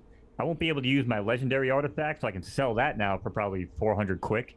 You know what I mean? Yeah. And I'll actually, at the end of the day, if I do this right, I could actually be playing on a free ride now with over $1,500 in assets instead of being $2,500 in the hole. I like that. I like that plan much better. Play with house money. That's always the best. Well, bet. that's what I like to do. But the idea of crafting legendary weapons and then selling them and being one of the few that will actually be able to do it. You know what I mean? Like, I don't know. To me, that just seemed like it might be worth the risk. But as the days go by, and I'm like, it's a lot of money. A lot of freaking money, man. So, yeah, so I'm still doing World Shards, streaming it every day. Oh, you stream that on Kick? Yep, yeah, we're streaming that pretty much every day, every night, over on Kick, over on Twitch. So, yeah, I'm over there building my pyramid. I have like a whole, I love my pyramids. So I'm doing a pyramid build. So I have like the bottom floor with everything going up, and then like the main level, another layer of the pyramid. So I'm gonna keep going up. Nice. I like that. Yeah, I'll have to get some pictures for next week for you once I finish it. But yeah, but other than that, kind of off the Pokemon game right now. I know we talked about that a few weeks ago. I put a lot of money into that game too, but I just don't have time. And not for nothing, but like, if these games aren't actually doing anything at the moment, kind of like Cryptoys, right? I can't do anything with Cryptoys because they promise gamification, and I've never seen gamification. You know? Right. So until I do, like, I'm just going to leave it on the back burner. I'm not going to sell everything, but I'm just going to leave it. And it's kind of the same thing with the Pokemon game, man. It's just kind of like building. Yeah, other than that, man, that's pretty much all I've been doing. Those two main games. Obviously, PFL now. It's Derby week. Massive changes coming to PFL next week for the new season. Breeding will no longer be in the first week. It's going to be in week 2. Should keep females on the track just a little bit longer, maybe.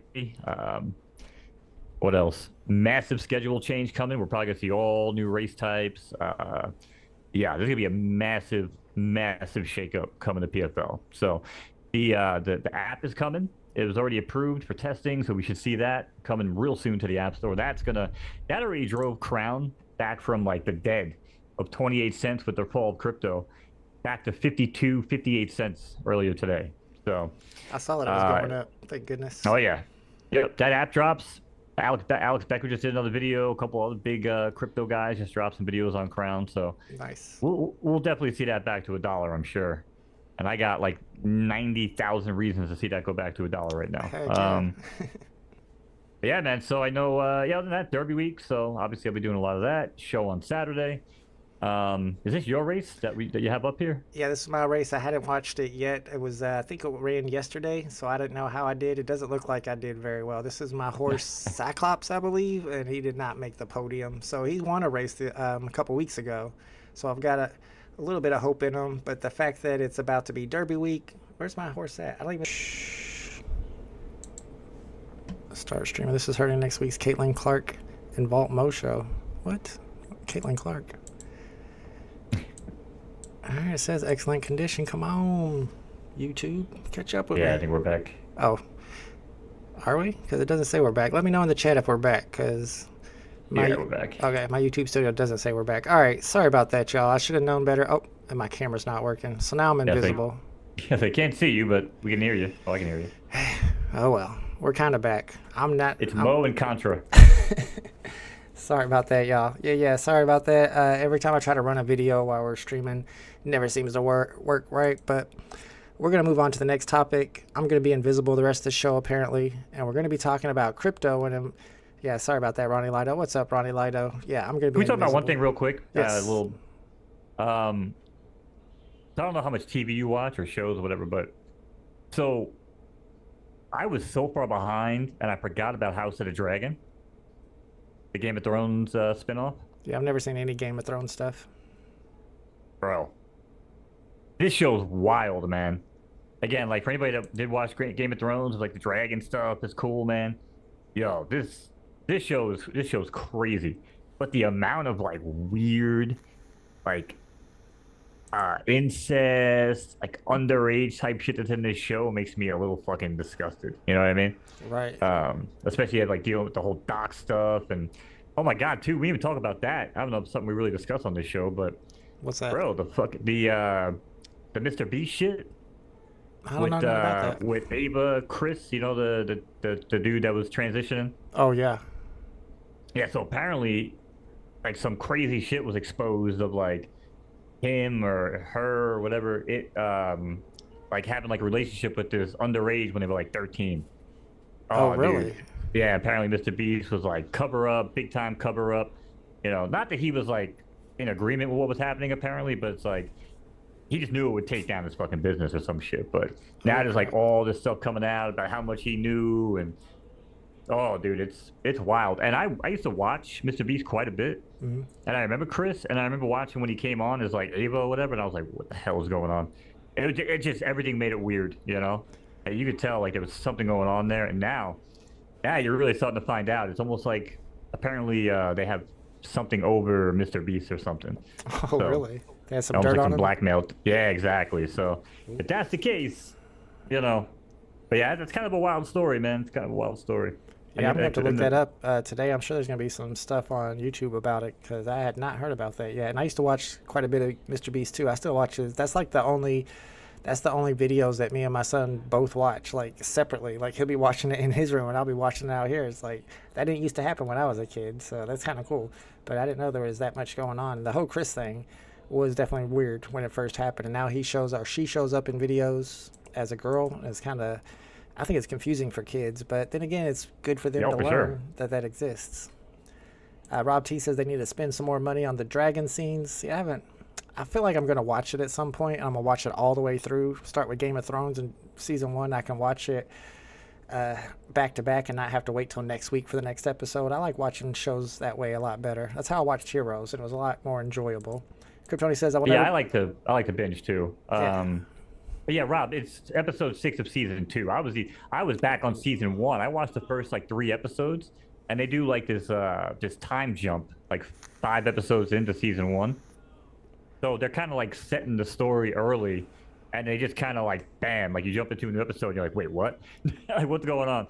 I was high out of my fucking skull when I got to that, right. And I was really fucking lost. I had to go back the next morning when I woke up and be like, wait, what did I miss?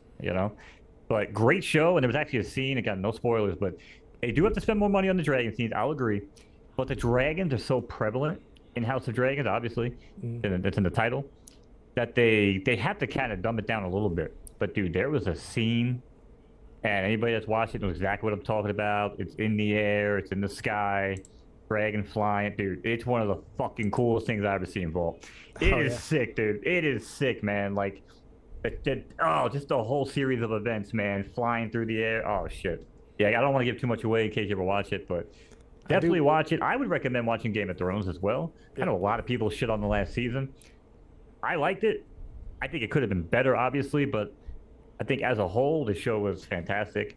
I don't read books, so maybe the books were better, but I'm afraid if I start watching Game of Thrones, I'm going to want to talk to people about it, and I'm going to be talking to them about what just happened on Game of Thrones. They're like, I saw that 10 years ago, dude. What are you talking about? Well, if you ever want to watch it and you ever want to talk about where you're at on the show, dude, I'm down. I will always talk Game of Thrones. I fucking love that show, man. Nice. Absolutely love that show. And there's another spin-off coming called Snow. Because Jon Snow was one of the main characters from Game of Thrones. Okay. So they got the spin-off coming too. They started shooting them both at the same time, apparently. Nice. So that shit's coming, I think, in November, something like that. Nice. Good time for it to be a show called Snow right when it starts snowing. Yeah, but yeah, Game of Thrones, highly recommend. Sopranos, if you never watched Sopranos, highly recommend. Never watched that either. Really? I'm not big into. True Blood was also pretty good. It got a little weird, a little fan fiction-y for me, but I did like True Blood as well. That was pretty good. What is it called? True Blood, the vampire show. Oh on, yeah, I've HBO. heard of it. Yep. Yeah. Like I said, first couple seasons, dude, really sick, But then, halfway through, that show just went into some weird Twilight-esque, road, and I was like, ooh, I really want to see this vampire dude all sexualized, got a little weird. But me and my girl used to watch it together, so. Yeah, the last show I watched was Lost. That's why I kind of quit watching scripted shows because, oh my goodness, it was so good at first, and then it was like, what? What is happening? None of this makes sense. Are you on the camp of everything from the Hatch on didn't really make sense, or? Yeah, pretty much from that. Well, a little bit after the Hatch still made sense. I could still follow it along, but then it was the Shadow Beast, which that guy made no sense at all. I don't know. Yes, and the explanation for that never really made sense either. Nope. Which, again, I liked Lost, and I didn't even really hate the way they ended it. Again, I'm not gonna spoil it, but yeah, the way that they got to it, and the writer's strike had a lot to do with that. But just the way that show kind of differentiated from where it started. Yeah, it was kind of a shame, but I know I derailed a little bit for TV talk. I was just curious if you ever watched Game of Thrones: The House of Dragons, because I've been binging it. I went through all season 1 in yesterday, pretty much, and now I'm into season 2. So. Yeah, I think I'm definitely gonna watch it at some point. I just don't know when. Lots of lost angels and Lost. Yeah, lost me, honestly. My favorite scripted show of all time was Heroes. I binged that, and I thought that was awesome all the way up to the last season. The first season was absolutely excellent. Second season was great. But That was good. let's get into our crypto. Snow got delayed? Why is my that? girl lying to me then? That's how you get it. I was just reading chat. Snow got put on hold according to Rob T. Oh yeah, but apparently to Rob T, Snow got put on hold. Maybe it got put on hold till November, or I don't know. Maybe it got put on told hold. me this like 2 days ago. Normally she doesn't lie to me. Our crypto topic is about VeVe this week. They announced that they are collaborating with a Web3 platform called Stackr to bring OMI to NFT, which kind of strange. I looked into Stackr a little bit. A lot of people have been using Stackr to research the market. My God, it was canceled. Fuck. It's canceled. Why is she telling me this shit? And then I go on live shows with thousands of people watching, and I'm fucking lying to the people. Oh, I'm sorry, man. What the fuck, dude? I was stoked for this show, too. Oh, man. Okay, right. sorry. Now let's move on to VeVe. No more snow. Yeah, so Stackr is a website where you can look at the VeVe market. You can see market trends. You can see some of the highest losers and biggest gainers, things like that. And apparently it was created by Dr. Profit, or at least funded by Dr. Profit, who's one of the bigger whales in the VeVe community. He's the guy who bought a whole bunch of partner statues at around 20K to 50K. So he is down bad, like down really bad. I feel like VeVe is throwing him this bone to help him make some money back. But I was looking into the Medium article about Stackr and some of the frequently asked questions. One of them is, how do I use my OMI in the Stackr marketplace? This will be through non-custodial wallets on the base Layer 2 network. More information to follow on how to set up and use a free self-custody wallet during Stackr onboarding, as well as how to deposit OMI into the wallet. So they're using this to make OMI to NFT a real thing. However, it's not exactly what they had promised us when it comes to OMI to NFT. It was supposed to be through VeVe, and now it's going to be through this third party. So I don't know how bullish or bearish that is. I have to see it in action first. Another question they have is, what happens to the VeVe digital collectibles being traded on Stackr? It says the VeVe digital collectibles will remain held in VeVe user wallets on IMX, and your VeVe account will be updated to reflect any collectibles you buy or sell. So it's not interoperability. It's not like you can take your VeVe collectibles off of VeVe, put them onto Stackr, buy and sell them for OMI, and then put them back onto VeVe. They stay on VeVe the entire time. And then the last one is, which VeVe digital collectibles will be eligible for trading? The availability of VeVe digital collectibles that you can actually use on Stackr for OMI to NFT is dependent on licensor and other requirements. So we don't even know. It might just be artist NFTs. It might be Disney NFTs. I don't know. So what do you think about this new development, Mo? All right, let me let me start by saying I like Dr. Profit. This is not a knock at Dr. Profit whatsoever. As a matter of fact, I commend him for fixing a flaw in VeVe, which is the lack of leadership and a lack of vision. Because isn't it sad that someone like Dr. Profit, who again by all accounts was, probably not even known on the internet before VeVe has been touting interoperability and all this crap down our throat since I joined. Okay, isn't it crazy the fact that someone who came in after with VeVe is now creating something that potentially has to save VeVe, and now they have to use him? Like, how fucked up is that? Like, VeVe themselves can't even figure shit out. So it's like, so this guy is actually smart enough. Let's just use what he's doing. And again, that's not a knock at Dr. Profit. Again, what he put together is smart, right? It makes sense. It takes care of a need, which is sell, your stuff for OMI. Right. But hey, to me, it just blows my mind that, like, David, all the developers and everything they hired, right? Didn't we go over this with all the third country people, the developers they were hiring and stuff? Yeah, from India mostly, and they have apparently a whole staff of over 100 people. So what are these people doing? But that's what I'm saying, right? So they've been basically fumbling and dropping the ball for God knows how long, and then Dr. Profit, who again by all accounts seems like a smart dude, comes up with this platform. Wait. By what accounts does Dr. Profit seem like a smart dude? I'm just curious. Did he create this platform? Did he, or did he fund it? I think he paid some developers to create it. He's not a programmer. He's just a dude that loses a lot of money. But was it his vision? That's what it was his vision, right? It might have been that. Okay, I'll give you that. If it was his vision and he took his money to make this happen, I'm not saying he's the Stack developer sitting there making it, on the code end. Right. But I'm just saying from a vision, right? Like, if you don't have the vision, you're never going to have the end result, right? So Right. somebody, it has to start with a vision. So if this guy was the one that had the vision that David, you couldn't have, that any of these useless freaking tool bags over VeVe couldn't have, it just blows my mind. But it makes sense. And hey, if it drives more engagement, if it brings in more users to the platform, listen, I'm all for it, But again, I really see, Kryptoni probably hits it right on the head here. VeVe's definition of interoperability is allowing it to go to Dr. Profit to sell on his platform for a fee, along with his 400 wallets. I'm confused. That's what I'm saying. So that's the perception, right? That's the perception that the public's going to have, and VeVe doesn't really take that into account. Because if VeVe would have just done it under their own umbrella as themselves, which they... Again, Dr. Profit can have this vision and do it, why can't VeVe? Yeah, but exactly. How does Dr. Profit able to find better developers than VeVe? Yeah. It doesn't make Big sense. A, sorry. I was just taking what you said in a nutshell, and I was extrapolating it into some... I was regurgitating some crap, basically. I was spitting a lot of words. Let me catch up But with yes, the chat. Rob saying T exactly what you were says saying. you have to KYC for Stackr in the future. That I'm not sure of. Maybe you probably do. I would say you probably do, but I don't know for sure. And who wants to give Dr. Profit their KYC information? Not me. And plus, you have to pay a buyer's fee, and guess who gets that? What's up, Greedy One? Thanks for hanging out with us. We talked about the Phoenix Lights today. We talked about Kamala. We talked about some Web3 gaming, a little bit of USA Olympics basketball. And now we're talking about the big news in VeVe. Big A says, if you think about it, the biggest developments in OMI were based on trading pair and OMI to NFT through Stackr. But basically, Dr. Profit had to come in and do it all for VeVe. Yeah, just like Mo said. And then they just sign off on it. I don't want to call him a scam, but man, oh man. Yukio, what's up, Yukio? Thanks for hanging out with us. What's my shoe size? Well, that's random. My shoe size is 11. Mo, what do you Well, wear? you can tell a lot about a man in his shoe size. I'm a 24. There you go. Mo got some big old feet.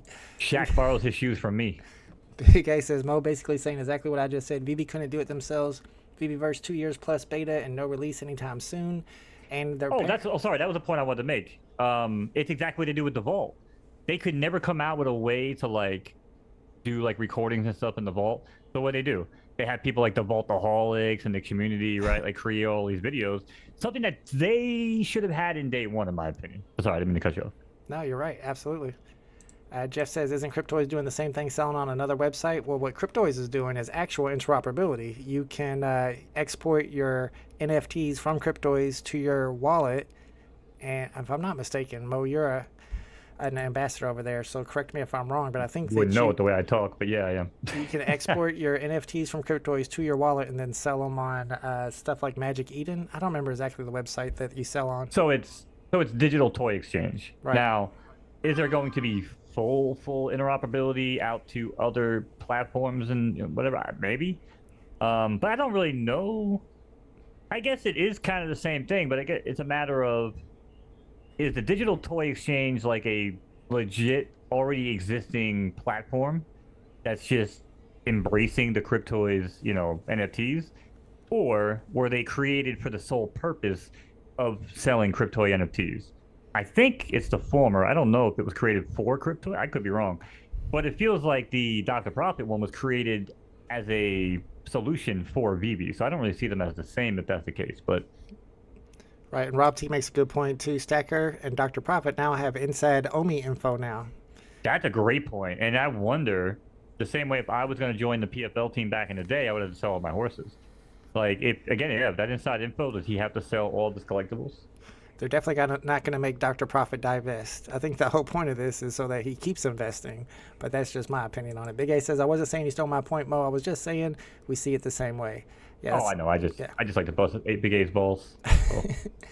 Reese, is that right? Yeah, Reese is ready to unleash. So Reese is about to sell a bunch of OMI again. Not surprised. It's not like it's pumped or anything, but I believe their marketplace is still coming. Yeah, apparently Cryptoys marketplace is still coming. Kryptoni wears the size 14. I met Kryptoni before. He's a tall dude, so I believe it. Vault shoe size for the Trump kicks, I'll pass. Reselling those on eBay ASAP. I'm a 10.5 regular and 43 in EU. Will you keep track of your European size? I guess it comes in handy. VeVe is the Bethesda Studios of Web3, having their users solve everything for them. Kind of true. Daniel C says can send to your personal MetaMask account, then P2P transfer as well. So to me, that's interoperability. Oh, yeah, that's right. Yeah. Oh, that's right, yeah, because that's right, yeah, because it does show up on there. You connect your MetaMask, I believe. And you can sell them on OpenSea. I've tried. It's been so long, so dude. Going into OpenSea for me nowadays is a fucking disaster. I have nothing but Muzz. All my Muzz dogs. Not only are they in there in the way, but like, even though they're opened and racing, they're still like in the fucking pack on OpenSea. And there's no bulk refresh metadata. Right. I have to click on each fucking one in there and like refresh metadata. Wait, oh, it's so annoying. I'm not doing that for all the crap I own. Yeah, that would be very annoying, honestly. Big A says, I believe the digital toy exchange is a Cryptoys owned Rarible store. Because I know you can buy and sell on Rarible, because that's where I was looking at the prices. Yeah, but it's on Rarible, though. Like, yeah, Rarible already existed as a legit platform, right? That's what he's saying. Stackr is a Dr. Profit owned site that just handles swaps and communicates back to VeVe to move the collectible, which that's definitely not interoperability. Danny OC says, you and Dan and Alex all collected VeVe stuff. They own it and don't have to sell their stuff off. That's true. And we see some of them actually buying and selling on the market. Like we saw reselling, I can't remember what it was, but there's screenshots of reselling stuff on the market, and they have inside information. So I guess that's okay. We got My Collectibles now buys and sells stuff all the time. He's definitely got inside information. So I don't think that's something they should be doing personally. Ronnie Lido says, cycling shoes. I do not cycle anymore. Vibrams or barefoot type shoes. What is a barefoot type shoe? Isn't that an oxymoron? What's up, Captain Navius? Did you talk about the alleged AI generated President Biden voice on the call with VP Harris? No, I've not heard about that yet. That must be a new development. Somebody said that Biden made a public appearance today. I didn't know that people were saying that it was AI generated. Bro, so many conspiracy theories in the right wing. It's just hard to keep up with them all. What's up, Captain Obvious? But if you make a conspiracy theory about Trump, they throw a fit and say that it's damaging democracy. So they're allowed to make all the conspiracy theories they want. But the left is not allowed to make any conspiracy theories whatsoever. But me personally, I'm going to be a little bit of a conspiracy theorist when it comes to the assassination attempt and the fact that his ear looks perfectly fine now. That was not hit by an AR-15 bullet, my friend. It would make it so much easier for me to dive into and everything like that. Just like innocent people weren't shot and killed, you know? Yeah, that's true.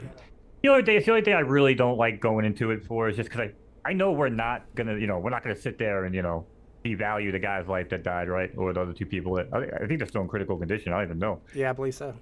But I mean, yeah, like you said, dude, it's a lot of that doesn't add up, man. If anybody's just tuning in, go back to the beginning of the show. We talked about it, quite a bit too. But holy shit, man, holy shit. And if we do find out it was a conspiracy, whether it's on the left or the right, I mean, if it gets proven, those people are going to be in a lot of trouble because they literally killed people. It's not like they just took a fake shot at the wannabe president just to help him, or they tried to kill him, but they actually killed people. So, I mean, I don't know. I guess. Well, I mean, and that's the thinking, right? Maybe even from not even a conspiracy standpoint, but just common sense. That's probably why they wiped the dude out so quick. Because if you see that video from the TikTok, I don't want to fully circle back to it, but that video, one of the videos from the TikTok, where they were clearly, the guy walks onto the video and he's like, "Oh, I watched him just blow that dude's head off real quick, no questions asked." Like, you know what I mean? Yeah. Like they weren't even trying to let this dude live and like be, questioned. They was like, bang, wipe him out, like make sure he can't talk ever, type of shit. Like mafia, again, like I grew up in the Italian mafia days, right? Like my uncle actually got locked up for doing some crazy shit with that back, so I was around that, and it was very, very similar, from the way the guy kind of described it. It seemed like a mafia hit. So again, no. So I'm not saying you're completely off base with that left-wing conspiracy stuff there.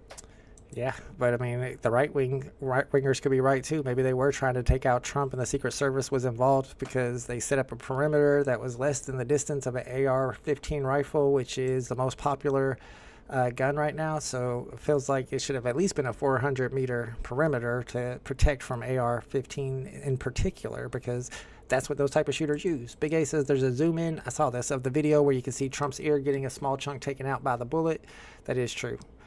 So that kind of kills some conspiracy theories. But I mean, my theory is, and that's not my theory, but other people on the left's theory is that there was a second shooter in the grassy knoll, maybe not in the grassy knoll, but somewhere, that actually was a sharpshooter and purposely shot him in the ear. But then you have to think, he just happened to turn his head at the right time. But then again, maybe they were measuring it up and they were telling him before he went out there, because it was all planned, to put your head this way and turn it every once in a while, and we're going to take a shot when you make that turn. Just keep it at the same level.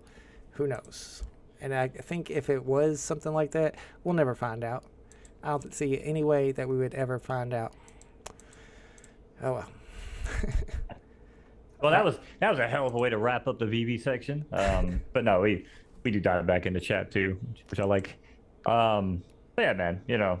So yeah, as far as like conspiracy stuff with VeVe and inside information, I mean, the bottom line is, if you have any sort of knowledge about what the hell is going on the day to day, and you're not just a user, you probably have no business owning anything on that platform, just because even if you're not doing shady shit, the perception is that you could be. That's all. You know? So. Yeah, that's how it should be, but that's definitely not how it is, because all the people that are involved with VeVe, part of their team, they are all collectors and sometimes flippers on the app. So they don't adhere to that, and I guess they're not worried about the SEC when it comes to that, so they must know something we don't, because in my opinion, it seems like that's something that would be illegal. Captain Obvious is saying the same thing Kryptoni says. Kryptoni always says this: right wing, left wing, same bird. Ronnie Lytle right. It's all WWE to me. Sports too. Ultra service. Easy to leak the addiction. Secret rare craft. I don't even know what's going on with that. I did see that there was an addiction drop coming up, and it might even be on the weekend where I'll be streaming it, but I'm not super excited about the addiction drops. I crafted the last one, and I think I still have it, and it's worth like 20 gems maybe, and it costs more than that to craft. So I don't know. Sometimes you can make money off of those crafting events they have. I'm always trying to find the edge, and I was able to make some money off of the Peter Parker craft. I was able to make some money off of those Blackpink crafts, so there is still money to be made on drop days, but you got to pay attention. Denny OC pays close attention to the crafting. He does a lot of it. Tales from the Crypto Best Show on Tuesdays, y'all. Thank you, Denny OC. And if you're just joining us, sorry that I'm invisible. I was not invisible at the beginning of the show and most of the show, but then we had some technical difficulties and I lost my camera. So it is what it is. If there's anything in particular you guys want us to talk about next week, whether it be paranormal, politics, sports, which is going to be one of our new topics, crypto, gaming, Web3 gaming, anything, just let us know on Twitter or in my Discord channel, and we will add it to the show, and we'll talk about it next week. We do these every Tuesday at 5 p.m. Eastern Standard Time. Gritty One says I'll be waiting for my 10 cents for every collectible I bought when the community lawsuit. When the lawsuit happens. Yeah. We'll see. The bullet leaves a surprisingly small hole on the target, like a .22 caliber. It's not actually big like a cannon hole. And if you look at the bullets from AR-15s, it doesn't add up to me. Rob T says, any 2 secret rare addiction comics get you a chance at 35 artworks. So are you saying that's an artwork with 35 editions? That might be worth going for. Haven't crafted anything ever, says Denny. Oh, my bad. It's Dan K that does all the crafting. Sorry about that, Denny. Dan K is big on the crafting. He tells me his strategies whenever we have a crafting event, and I usually do the same thing he does. It usually works out for us. I'll probably buy the Ahoy Murmur Coin thing if it's cheap enough. We got a Murmur No drop coming. See, I've not been paying attention to VeVe stuff, but I will be live for this weekend if we have any weekend drops. Mo, you gone for a VeVe drop in a while? What's the last VeVe drop you went for? Brother, I haven't opened my app since God knows when. Oh, you're not gaining any MCP points then. What am I going to use them for? They've already dropped every Grail comic, with the exception of Captain America #1. I don't know. MCP would make way more sense to me if these things were like, ooh, they're still coming. Which is, again, why I think, like, Palm, even though they dropped the ball and everything else, like, at least they still have, Action Comics, and they got, Detective Comics coming, so, I don't know. At least they got something to look forward to. I don't know what the fuck VeVe use MCP points for. Fucking interactive Blackpink stages, or I don't know. I think, well, they said they're going to have some more Blackpink drops. If they do music, Blackpink music, that might be worth going for. We've got San Diego Comic-Con drops happening this week. I saw a little bit of information on it. I think Gus tagged me on a few of the announcements. I think it's just one drop, and it's 3 different collectibles. Correct me in the chat if I'm wrong. 3 different collectibles. It's blind box, and the common has like 7,500 editions. So, not one I'm probably going to go for. Ronnie Lido says, I can't wait to get a Wolverine in the marketplace. That's from that San Diego Comic-Con drop. Just one. I just want one to match my first one. They do look cool. I will say that. They look really well made. I bought Addiction #1 Secret Rare for $28. I actually got that Secret Rare on the drop, which figures the one Secret Rare I get is worth less than $30. You have to buy a physical Myrmicorno for a chance at a code to get a VeVe collectible. Ooh. A physical Myrmicorno? I'm not putting no physical Myrmicorno in my house. It's just me and my kid, 2 dudes living here. I don't know. Maybe I'll give it to my cats to play with or something. Greedy One says Captain America #1 is going to be $20 and 10,000 editions. It's never going to happen, Greedy One. Mo told you. It's got Hitler on the cover. They're never going to drop Captain America #1. I believe they will. Mo says no. I believe they should. They should, I believe they yes. won't. I don't believe we should censor anybody or anything. I believe we should teach everybody what happened and learn from our mistakes. But yeah, absolutely. Woody is late. No problem, Woody. Just rewind it back so you don't miss the Phoenix Lights. That was, in my opinion, one of the best UFO cases. I guess one of the UFO cases, even though there's no real footage of it, just some really grainy footage. If you listen to the testimonials, you'll see that they actually saw what they say they saw, and it's too big to be military, in my opinion. Mo disagrees. Big A says, I've lost money on 9 of the last 11 drops on VeVe. That sounds legit. 50% to 90% loss, not going for many drops anymore. You got to be picky these days. Oh, that SR. I mean, who's making money on anything nowadays? I mean, I ain't making money. I ain't HRO, and I don't see any money being made there. Making money on Photo Finish Live. Well, I mean, I was getting to that. That was going to be I was going to seal the deal with PFL. Yeah, I mean, Palm, Candy, you know, same thing there. I don't see any value going up there. So, yeah, PFL now. I don't know. I definitely didn't have the race month I had past 2 months. I think I'm still up like $500-600 this month racing alone. So nice. What's up, Goat Slayer? We got Goat Slayer in the house. Everybody's showing up right as we're about to end the stream. Maybe we should start doing it later. I don't know. Let us know in the chat. Well, we decided to do it at 5 o'clock. What's that? Yeah, we just say 5 o'clock might be a weird time just for people getting out of work, getting home, but true. You know, always find out. But I did it because so people across the pond would be able to watch, but maybe nobody across the pond is watching. So what he says he's going to rewatch. Appreciate you, bro. Big A says my Comma token is up 24% today. Comma? That might be one that I own. Is that on the Manta network? Because I have something like that on Manta. I've not looked at my crypto in weeks. Peanut butter M&Ms. Oh, my wallet was pumping yesterday, boy. Damn. I was like, whew. What was pumping? Everything. Oh, really? Yeah, see, I haven't paid attention to crypto at all. Well, Bowden crashed like 85%, but everything else went up. Omi isn't doing anything. It's still at 0005. I checked today. That's because it's Omi. I stopped tracking Omi, charting that shit years ago at this point. Yeah, I don't blame you. I have a ticker in my Discord that I look at every once in a while to see what the prices of some of the coins are, and Omi's one of them that's up there, and I've not seen it move much at all. It stays around 0005 these days.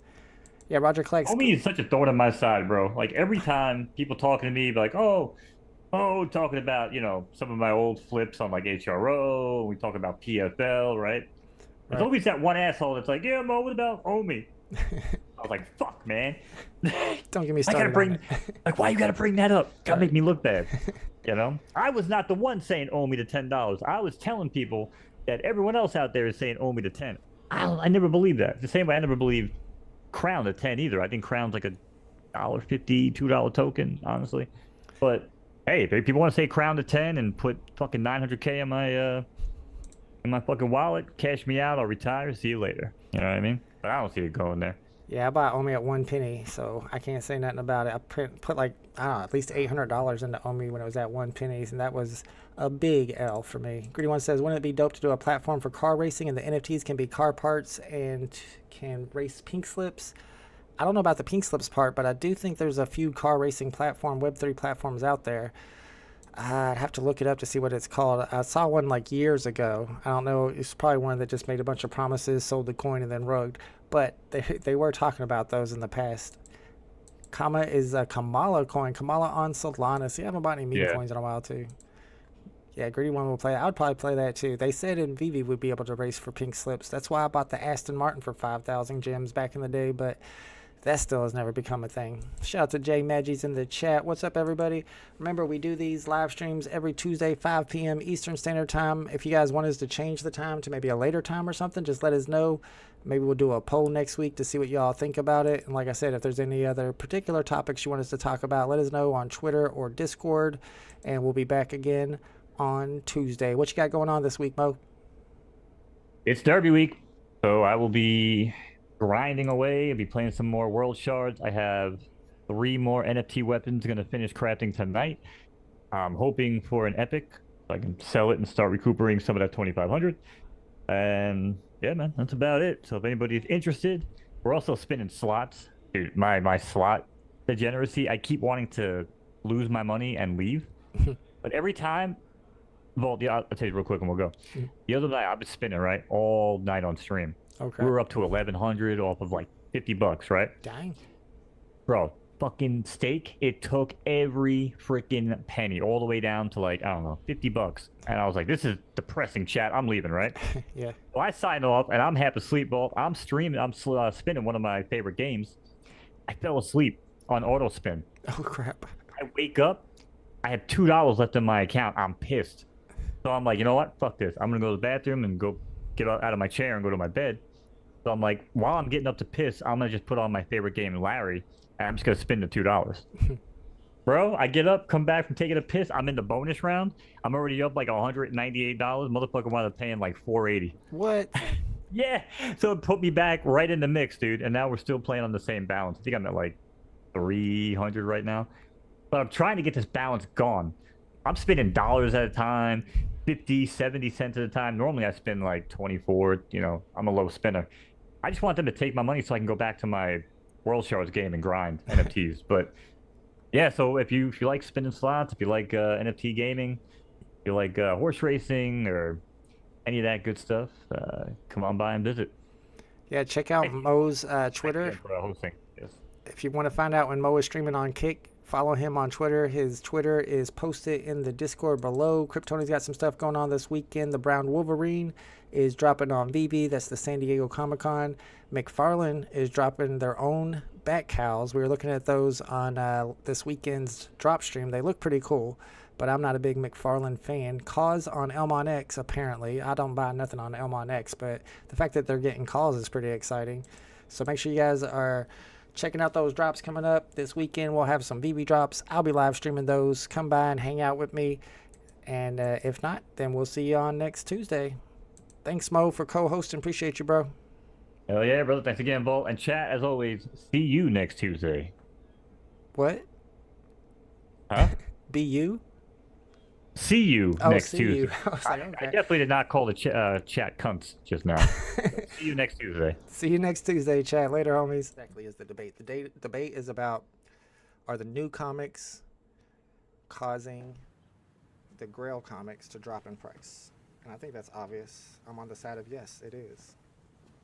You're still here. I don't know. There might be a little bit more nuance to the argument. I'll have to reread it before we do the live. It's before over. We do the Twitter space. Go It's coming home. down a little bit. We're under 100 now. Oh, you must be Still expecting a waiting for something teaser worth for the next grabbing. VeVe drop. Well, we don't have I that. might not grab anything though if I can't get You it. expecting Sam Jackson? Perfectly missed Eye out on patch hundreds of and gems. Profit number 65. go. Me too, bro. All FOMO people getting wrecked.